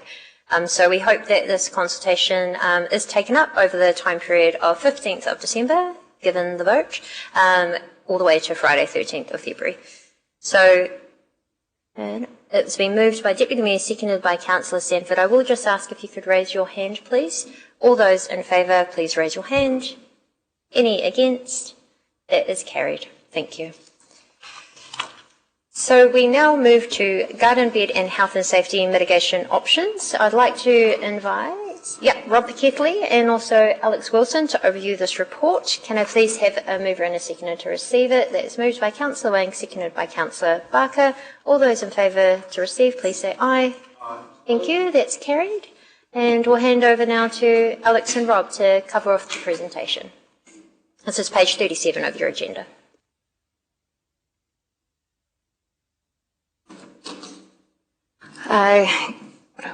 Good afternoon, councillors. This presentation, we touched on some of the key points briefly as part of your induction. Rob's gone away and done some additional analysis, and he will just run you through the presentation on the report. Good afternoon. Kia ora koutou, councillors. Yes, thank you for your time on this one. We'll move through this reasonably quickly. Just from the induction, just to remind you, in terms of what we're talking about, we've got 644 gardens located in the inner city of a variety of different types. They require maintenance, so we have staff working on those gardens with the flower beds, which everyone knows and comes to appreciate. They're basically in there every 3 weeks doing weeding and deadheading and things like that. There's also twice a year where those flower beds get turned over, so they get taken out, all the work gets done on the bed, new flowers go in, and that's about a 6-week period each time to get around all the inner city flowers. And then roses happen at the same time. The shrub gardens get attended to about every 40 days in terms of the cycle through that. So we've got people working in the inner city in these roading corridors throughout the whole year. This creates a number of concerns with live traffic. So all this work that happens on these gardens requires staff to be working basically in live traffic lanes. We've recorded near misses, and we talked about this in the induction. I've had a bit more of a closer look at those, which I'll talk about at the next slide. But basically, near misses working in these areas has been increasing. Traffic management requirements are required for these sites, so STMS or site traffic management supervisors, qualified staffs or contractors are equipped to work in the road corridor with our teams to try and keep as many risks and hazards isolated from the staff at the time. This, as you'll know, creates a bit of traffic disruption as well, and there's a significant amount of safety required to work in these areas. Just looking at those near misses, I've looked at the last 16-month period. You'll see that there's a fairly significant incidence of large vehicle impacts in terms of the work areas that people are working in. Basically, the streets are quite narrow. There are parking in areas and things like that. There are offloading that happens. There's a whole risk of things that happen in these sites that cause incursions of vehicles into these sites. We have actually had 4 of these near misses, which is where staff have noted that they've had to take evasive action to get out of the way. So these are not just the odd cone getting pinged over. There are times where people are getting directly affected in their work site. Also, locations generally tend to be higher volume areas where there's more traffic, and especially in somewhere like Fenton Street where there's double lanes and there's speed issues as well. To understand what is happening with safety traffic management supervisors and temporary traffic management sites, there was a change in the 2004 traffic management requirements. So the central government, as part of their Get Rid of the Road Cones program, changed the way the traffic guidelines were set up, and they involved looking much more at a risk-based approach rather than a prescriptive 1 cone every 1 metre all the way down the middle of the road for the whole site. So what this required was our staff to go and have more of a look at particular sites and understand more about risk factors. What they have done is, through our STMS staff, our roading corridor staff and our gardening staff, have basically been through the city and considered all those 644 garden sites, and they've identified a number of sites where they consider the hazards to be very high and the risks to be high. So we've got high-risk gardens identified, 35 of them in the South CBD and 24 of them in the North CBD. Collectively, these are 59 gardens of our 644 that we have. So we're looking at 9% of what we're seeing in those areas. Generally, it appeared to be shrub gardens in the northern area, more of the annual flower beds in the southern area. And when we're talking about risks, you'll see from this image, multi-directional traffic flows. You've got gardens right on corners where people are going left, right, turning corners, cutting corners, all sorts of things. 2-lane roads, high noise on some sites, which is also a little bit tricky for some of the workers. Vehicles come backing out of parking areas and restrict traffic that have to make manoeuvres around them, as we have seen on a recent video clip. There's also no working borders between gardens and the seal. You'll see both on the left, the right In fact, all those images show gardens hard up against the short curb so that people are actually having to stand on the seal in the road to work on those gardens. And in some instances, corner shrubs may impede visibility. So all these sites have been looked at. We've identified 59 of them. In terms of what we are currently doing to minimise hazards in the inner city, there's a number of things that are already happening on every inner city site. So we've got external traffic management contracted at the moment, but we are recruiting for internal traffic management, and actually the interviews for those have just happened in the last week. The operational changes are occurring as well, so we are changing the way we do things on these sites. We've looked at the time that we're attending them to try and be away from peak traffic flows.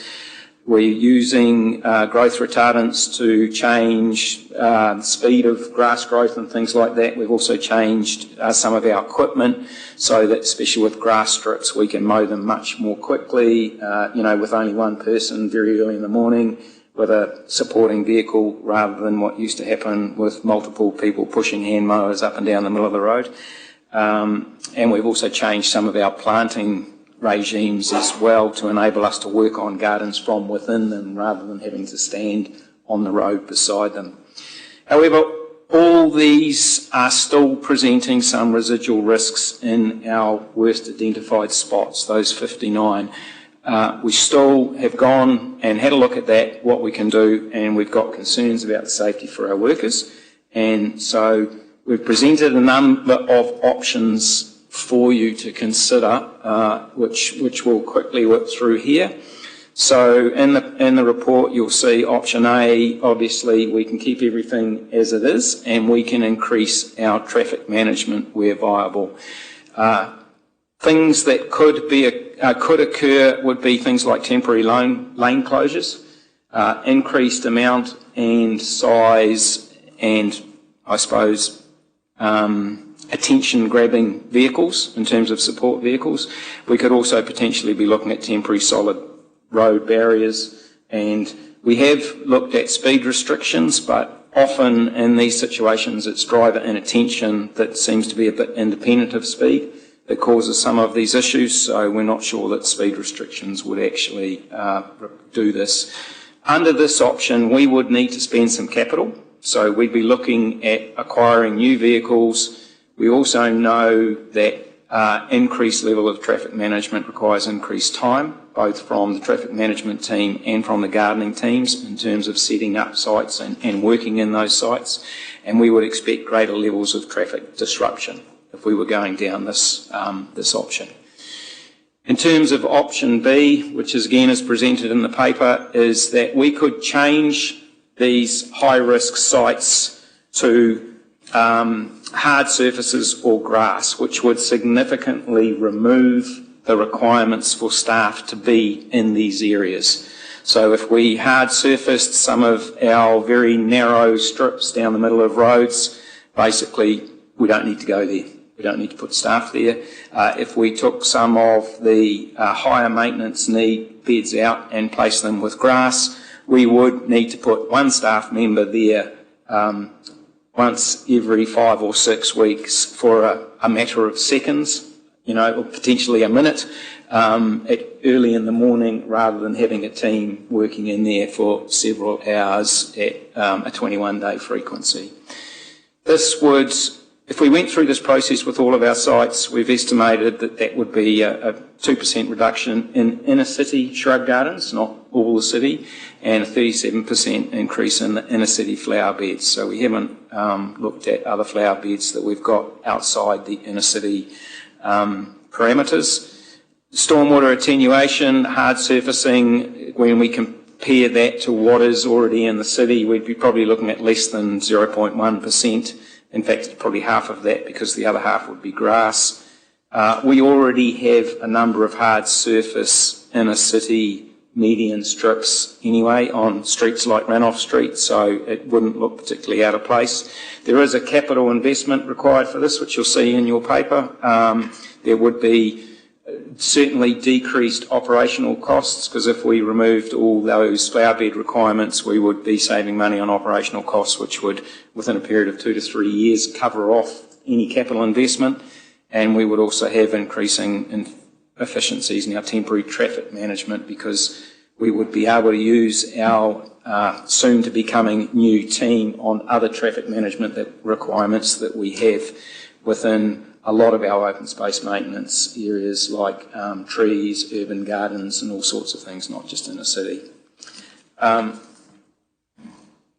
Option C, which we have discussed during the induction, would actually be changing our gardens to lower maintenance type and offsetting some gardens. So we would look at our high risk sites, and we could actually take high-risk flower beds out and relocate them somewhere else. We would grass those areas if there was grass that adjoined it for mowing.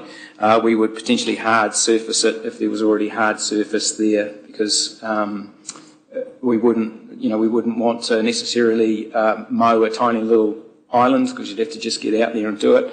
The other situation with our shrub beds is that we have talked with our gardening team, and they've recommended some possible changes to our shrub beds to reduce the attention that they would need down from once every 40 days to potentially down as low as once every 6 months, with changing species and things like that. So this is the recommended option that we're putting in front of you.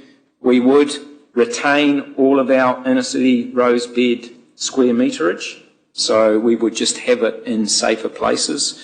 There would be a small reduction in our inner city roses, because we do have some rose beds in the inner city that are particularly unsuccessful. I think the top left image shows one right outside the eyesight that's got a tree close at hand. With roses, you can't dig them up every year, so you can't treat the area as well as you could with an annual bed, and we certainly have some roses that potentially should be removed, and that provides an opportunity for inner city gardens with more of a safety buffer to the road.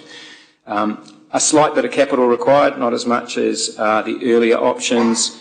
There would be some reduction in operational costs, not a lot though, because we're still going to be retaining the square meterage of flowers, beddings, and there would be an improved efficiency with temporary traffic management, because we would be able to move through sites much quicker, and we wouldn't need as much temporary traffic management in those high-risk sites.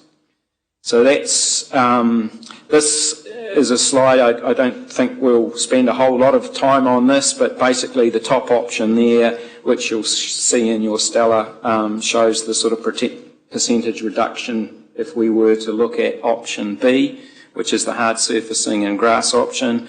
Option C sort of explains reductions, but then also explains offsets, so where we would add to bring the level of service back up. So option C technically is really no change on levels of service in the city, because we would, like I say, offset most of those beds, and certainly all the key flower beds, which seem to be quite important to people, as we have seen from past experience. So the last point in the agenda is around community input. We did a consultation in 2023-24 in the annual plan about some very significant changes to inner city and village gardens. So we basically went to the community and said, hey, look, we could save some money if we got rid of all the inner city flowers. We got rid of the hanging baskets at Nongataha. We reduced our turnover on our shrub gardens by at least from 40-day cycles to 80-day cycles, and we would also reduce all our mowing by one level of service, which basically meant instead of weekly cuts in government gardens, we'd be looking at 2 weekly, or down at the lakefront even further than that. The resounding feedback from the community about that was, no, we don't like that idea. That was a significant level of service change that we were proposing for the whole city. What we're talking about now is, I think, a next to nothing level of service change less than 1% on inner city shrub gardens, and no level of service change on our annual bedding flower plants. So there are a number of recommendations in the report about either seeking community feedback, going ahead and making these changes, or potentially making these changes with the option that we could come back to this when we reviewed a full level of service that we're looking at in the future to understand more fully the costs and what we could do with all of our open space maintenance, not particularly just inner city gardens. So I think that's happy to take any questions from that point. Does anything to add? No? Thank you, and do acknowledge there has been quite a significant amount of information provided through the PowerPoint and also the report. Councillor Lee. Thank you, Your Worship, and through you, thank you for the report. It's great. There's a lot of work gone into this, and option C, which you've recommended, looks kind of appealing. I was just wondering, you're specifically talking about undertaking offset planting within this inner city. I was wondering if this was an opportunity to take some of these beautiful five-star gardens a little further afield. And I'm thinking of like the intersection with Sala Street and Fenton Street, which is a main entranceway to Rotorua, and potentially the Devon Street Old Taupo Road roundabout, which does have a garden in it, but that's probably a lower star garden, is it?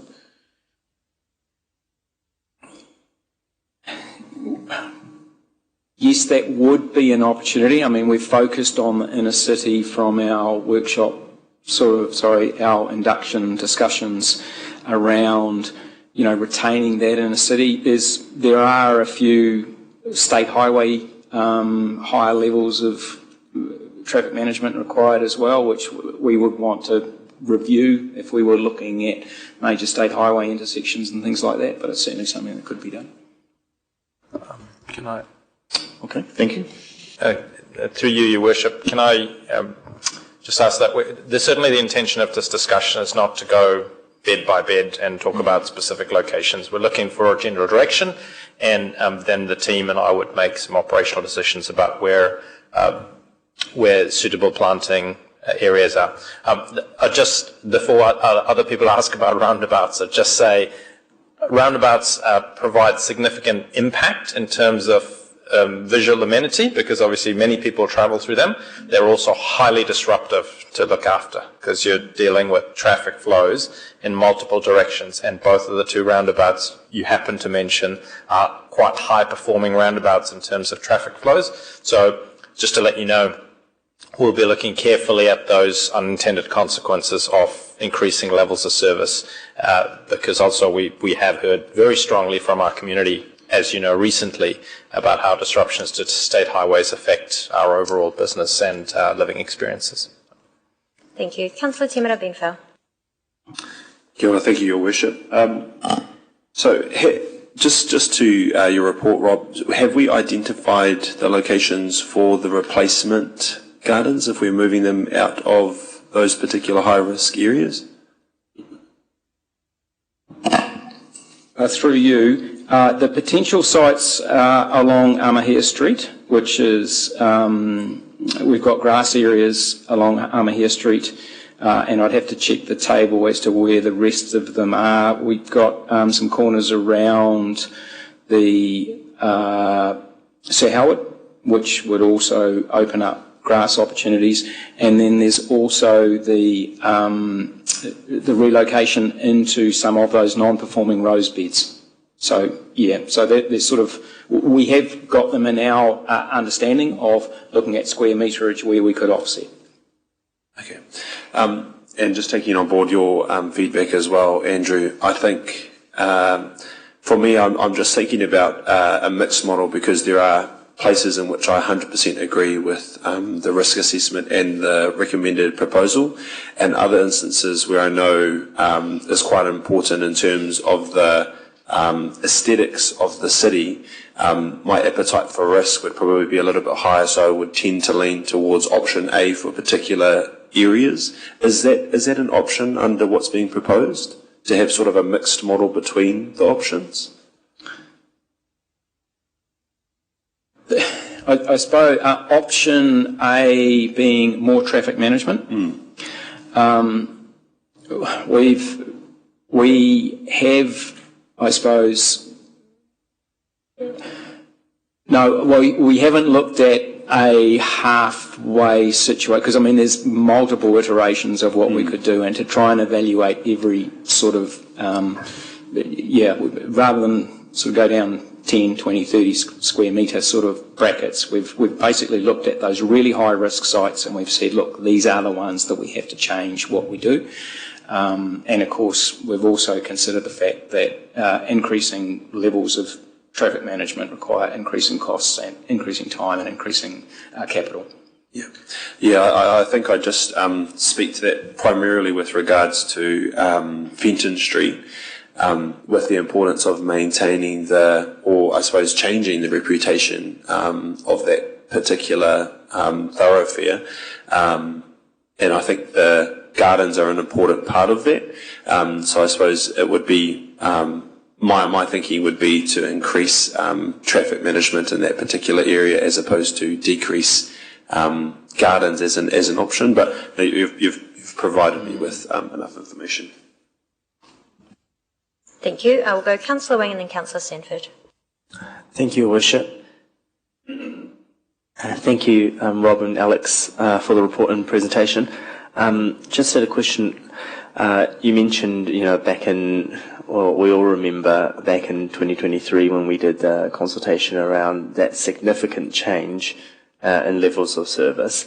Were there any comments or from that process that I guess were valuable to help with some of the changes that we're making now?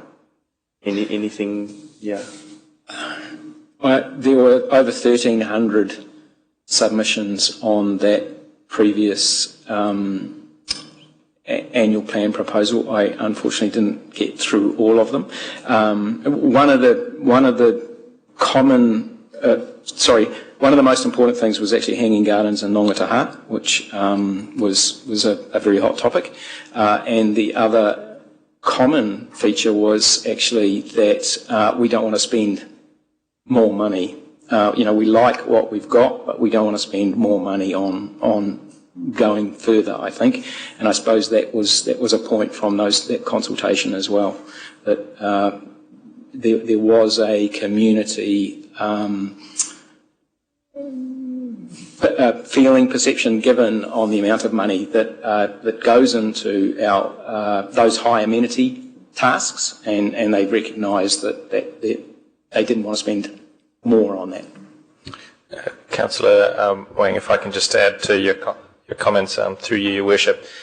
We've learned quickly from this morning that we're trying to save costs, absolutely, but we're also trying to make sure that you have the opportunity to make decisions and bring the community along the journey with us. A couple of things might have changed since 2023-24, and that's why if you look at the set of recommended options together, what it does is it allows us to get on with keeping our people safe. It is a minimal impact in the short term, and we're proposing that we open this conversation as part of any future broader level of service reviews, so that people still have the opportunity to change, to influence you guys and give you feedback if you want to bring back more than what we've changed. And so the pair of recommendations together has very little downside in that these changes are not irreversible. We're not talking about putting in concrete, which would then cost money to hack out and reinvest. Talking about replacement of the grass. It's a fairly low intervention change. It maintains the permeable surfaces that we've got across the inner city. And so from an environmental perspective as well, we assess it as having pretty minimal impact. So again, if I can invite councillors to look at the pair of recommendations together, we think it addresses all of the concerns, but also gives the community the opportunity to give us some more feedback in the future. Or just with that being the case, could I just signal that when the questioning finishes, I'd like to move 2B in recommendation to a 3C? 2B and 3C. Thank you.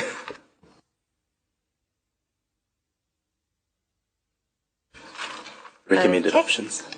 We've had that signal, and will take just one final question from Councillor Sanford. Thank you, Madam Chair, and apologies, I've got a couple of questions here. Just looking at the sites that you've identified in the report as being high risk, a lot of these sites are high use and of like high value to Rotorua and what the impression of Rotorua is. And, you know, I just don't want us to be in a situation where essentially we're paving paradise or we're, you know, removing gardens which, you know, really contribute to the visual distinctiveness of Rotorua. When you're looking at, because we're not talking about eliminating risk, we're talking about mitigating risk, and you've made a number of steps so far to mitigate the risk, and you're also bringing traffic management back in-house. I was just, you know, what struck me when I looked at, you know, what you're proposing in option 1 versus the photos of how our current workers are working, is that one looks like A and the other looks like Z. And as is already mentioned, there's a vast array of permeations or like slight improvements you could do in the space to actually mitigate risk. So my question is, do you not think that what you have currently done, you know, we should wait for a while to see if we are getting less near misses as a result?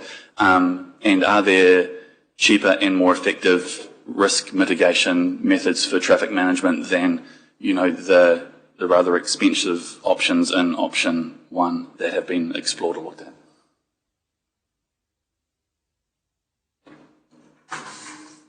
With regard to waiting to see if the options that we've put in place are working, those risk reduction control, or those risk controls and hazard controls that we've been using have been in place for a while, especially things like garden changes. So we've been doing that over the last couple of years, and the new changes to mowing has been going for about 6 months, and so, you know, we've been able to see what is happening with grass management and things like that. The greatest level, or in fact, all of the near misses are involved with staff working on garden beds, and I don't believe that we can do any of those discussed controls that are going to make much of a difference there, apart from, as you've sort of mentioned about option A, is increasing traffic management. That recommendation that is in the report on increasing traffic management is the minimum recommendation that we've had from site traffic STMS supervisors. So we think that that is sort of the, maybe not the hard barriers, but certainly the vehicle requirements and also the additional, the vehicle requirements with the more notification. So that's that section. The second part of the question, sorry, if you could just remind me what the second part of the question was. Sorry, I've forgotten as well what the second part is, but and just on that point around the traffic management, so I've lost my train of thought on that one as well now. Thank you. Well, final question? We'll take one final question from Councillor Patterson. Thank you very much, Your Worship. Just a point of clarification. So option B, replace with hard surfaces or grass. So what would be the ratio in that? I mean, hard surfaces would be adding more runoff when we're trying to reduce runoff and increase absorption to make our city a bit more spongy, a bit more absorbent. So option C is the one that doesn't mention hard surfaces. Is that correct? Option C doesn't mention hard surfaces. I would just want to point out that there are potentially some very small, and I'm struggling to think of them, there are potentially some very small flower beds that are sitting in the middle of the road with cobbles either side of them. Those would be a flower bed that was replaced with a hard surface. I think there are a very minimal number of those. Most of the flower beds are within grass strips, and so there would be grass used there with the flower beds being offset. Shrub gardens in a cobbled area would be replaced with a different type of shrub that would hopefully involve only a 6-monthly check rather than a 40-day check. With the option A, the proportion of hard surfaces versus grass, I think, would be about 40% hard surfaces, 60% grass, because again, we would take the bed out and put grass if there was grass next to it. So the mower that's mowing just mows an extra 5 metres. If there was a hard surface, cobbles there, we would use cobbles. Thank you. Thank you. So that concludes the questions. We did have a signal for a mover for option C, which is replace high-risk gardens with a combination of grass and lower maintenance natives and undertake offset planting with new flower bed gardens within the inner city. And I do just want to note that staff have confirmed that it would have no change in level of service and be less than 1% of inner city shrub. And then point 3, what was recommended was C. Authorise the CE to proceed with the selected option and include a community consultation topic for a future suitable time, knowing that this change may be reversed following that consultation. I will ask for a second, but what we'll do is we'll put point 2 and point 3 separately. So point 2, what do we want to do? Point 3, depending on what we want to do, is this significant enough to go out for community consultation? So do we have a seconder for that? That's seconded by Councillor Lee. And we are now open for discussion.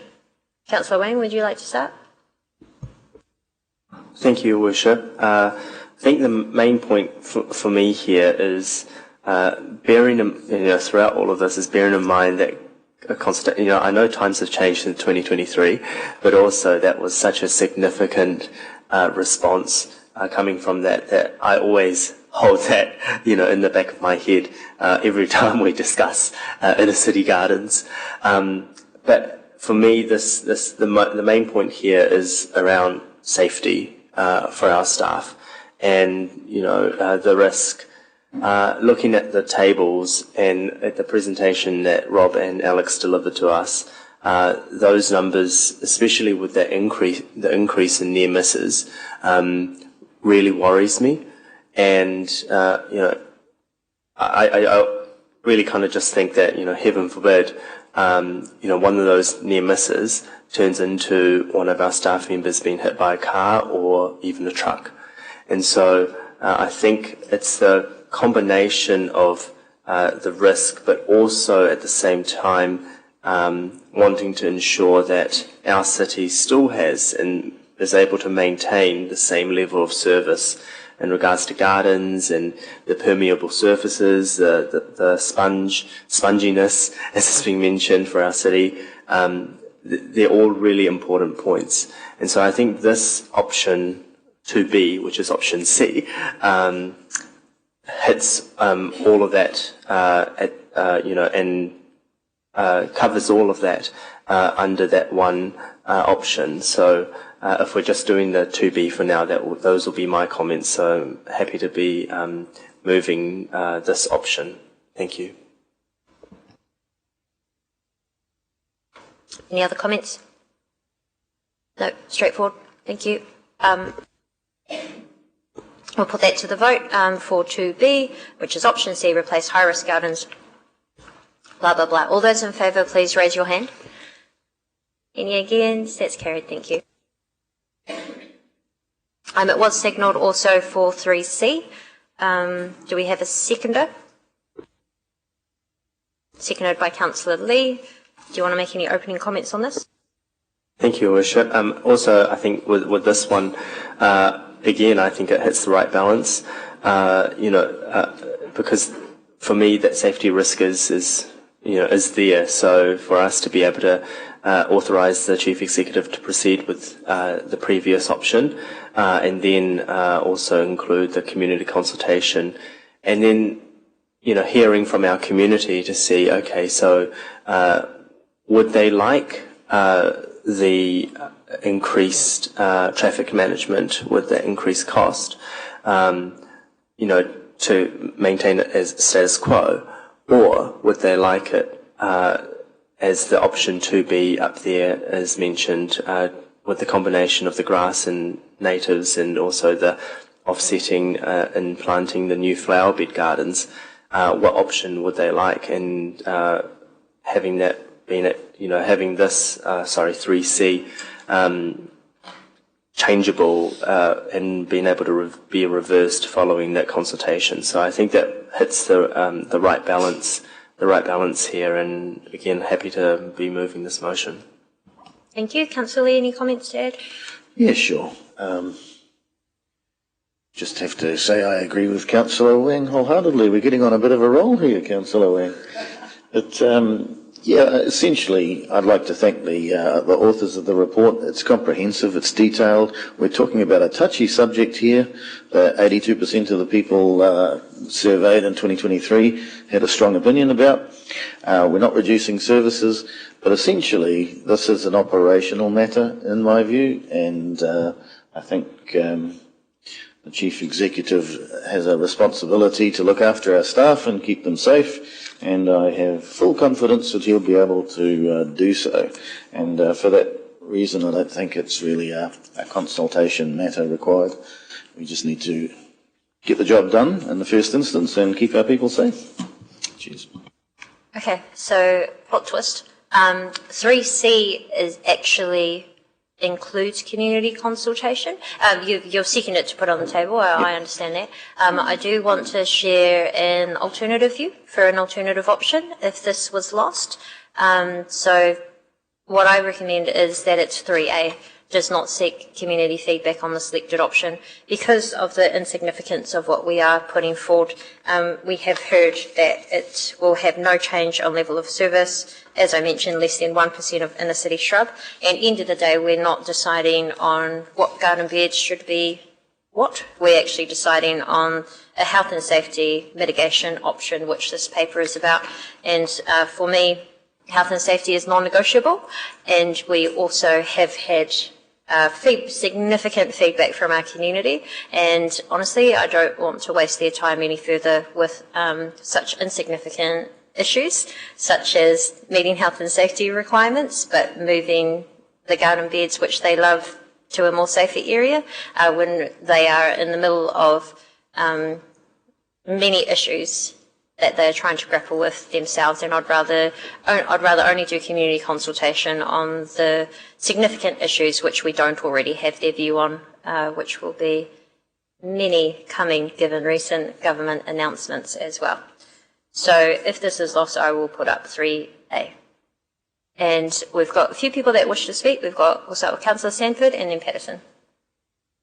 Thank you, Your Worship. Just reading that, it says, and include a community consultation topic for a future suitable time. That's very open-ended. It may never happen. Is that true? Or am I not reading that correctly?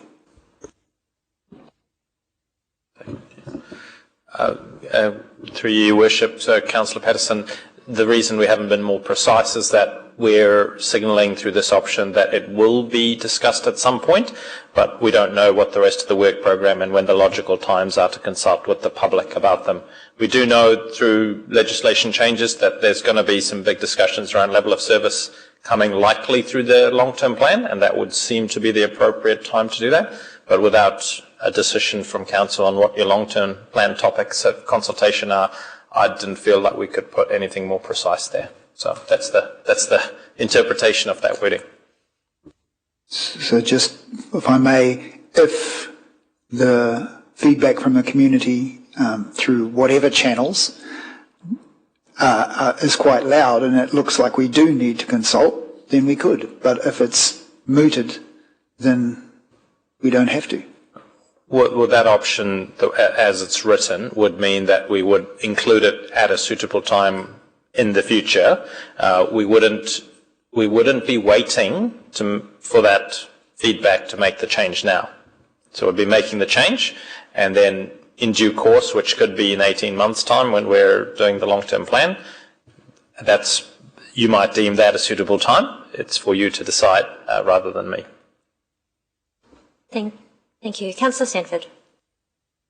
Thank you, Madam Chair. And just because we're talking about option C here, I do have a question that for Andrew, if you don't mind, through you, just because of his comments earlier, where you said that you would, because we have a risk analysis of the high-risk gardens here, but you said that you would do another risk analysis on whether these ones were the ones that would be changed or not.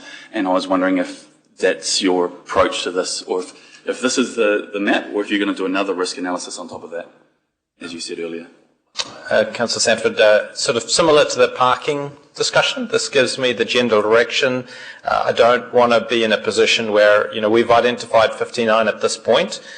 When we go to make changes, if there's one or two more each way that we determine actually would better be shrubs and we've indicated grass, I don't want to be bringing that back to this council. So that's the scope of the on-site operational decisions that I'll be making, rather than a broad review of everything when we come to implement it. Okay, and in light of that, my comment is just to make sure that in making those considerations that that you keep in mind the value of what we place in gardens in the city, and of making the inner city well looked after, and a lot of what they've identified as high risk are in high use areas, and also in areas where later in our discussions today we'll be talking about investment and improving the inner city, and the two things at the moment seem to be diametrically opposed, so just keep those in mind, because we need to align those instead of having them in different silos. Thank you. Well, I think we'll round that off here. I'll invite Councillor Wang if he wishes to make any.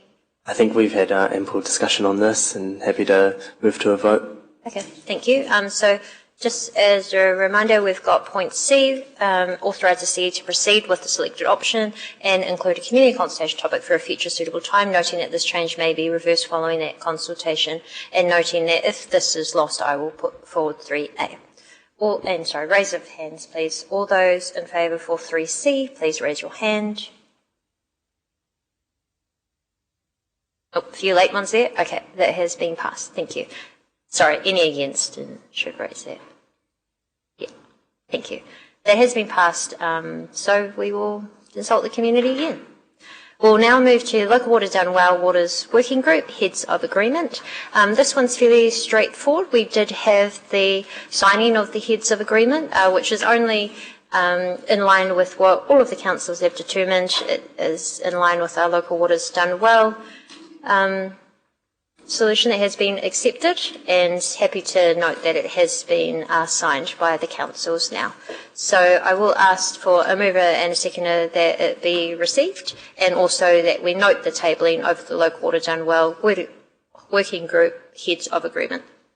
Moved by Councillor Timothy Benfow, seconded by Councillor Wang. Just ask Davros if he... Yeah, we'll just hear to any questions if there are any. Nope. Yep, Councillor Patterson. Thank you, Worship. Just for the benefit of those watching, this is only the start of the process. We're not tied into any outcome as yet, correct? Yeah, that's correct, Councillor Patterson. I think just to remind all of us that this action is an action we have committed ourselves when we finalize our waters delivery plan and the Minister approved them. So we have committed to work together with our colleagues in the region to explore possibilities. So this is an MOU defining the parameters of exploration. Decisions will be made depending on the outcome of that exploration. Thank you. Thank you. And any final decisions on what the steps forward will come back to all of the individual councils, and if needed we will do consultation with our communities as well. Councillor Rakautate. Thank you, Madam Chair. I took the opportunity yesterday to come along to that signing and also to listen to the discussion, which I did find very interesting. Will we have an ongoing opportunity to attend these meetings either by Zoom or when they're held, if possible? Because I do think it's well, obviously it's an important issue, but I got quite a lot out of it, actually. Yeah, thank you. The invitation was extended out of courtesy to all the councillors for the first one, given that we were signing up to the heads of agreement. The nature of the working group is it's up to the selected representatives, which we have 2 from each council, to then look at the detail before it comes back to the councillors. Moving forward, it wasn't intended that it would be open to everyone, but I do assure you that as we go through that process, there were a few, I think maybe 4 off the top of my head, opportunities for all elected members. So the monthly meetings would just be a working group, but at specific time points, there will be opportunity for councillors to check in on things such as the engagement plan, iwi engagement, and how we go out to do that. So yes and no, not the regular, but there will be when we got something decent enough to share with you all. Thank you. There appear to be no further questions. This has been moved and seconded. I'll put this to the vote. All those in favour, please raise your hand. Any against? That is carried. Thank you. And then finally, before we move into confidential, is page 50. We have the schedule of council and council committee meetings for year 2026. Can I please have a mover and a seconder to receive this? It's been moved by Councillor Brown, seconded by Councillor Wang. All those in favour to receive, please say aye. Any against? Greg, give us a quick overview, please. Thank you, Your Worship, and through you. The intention of this report is just for planning purposes. The Chief Executive is required to give notice on meetings. This just plans the year ahead for you as councillors and for staff from an operational perspective. So that is what is in front of you today. Any questions on this? You've got a lovely calendar there on page 53, and what I might do as well is get a printed copy for any of those who want it. Yeah, okay, thank you. There appear to be no questions, so I'm happy to move that we adopt this. Do I have a seconder? Seconded by Deputy Mayor. Any comment? Oh, okay, we'll put that to the vote. All those in favour, please raise your hand. Any against? That's carried. Thank you, and we look forward to getting underway with those meetings. We will now go into confidential. I do have 4 items to notify, and just given consideration has been given to the public interest in these matters, but the advice is that we will go on a confidential for the following reasons. So we first of all will consider parking services, parking supplier tender decision. I would just take those as read. The approval to progress the development and disposal of 61 Kawaha Point Road on revised terms and conditions, the inner city development and appointment of board members of Mountain Bike Events Limited.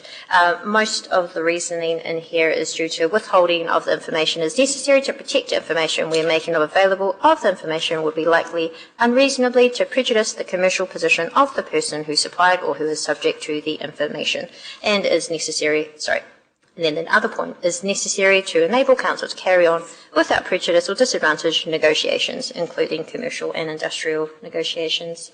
Do I have a mover and a seconder to move into confidential, please? That's moved by Councillor Brown, seconded by Councillor Maxwell. All those in favour, please say aye. Any against? That's carried.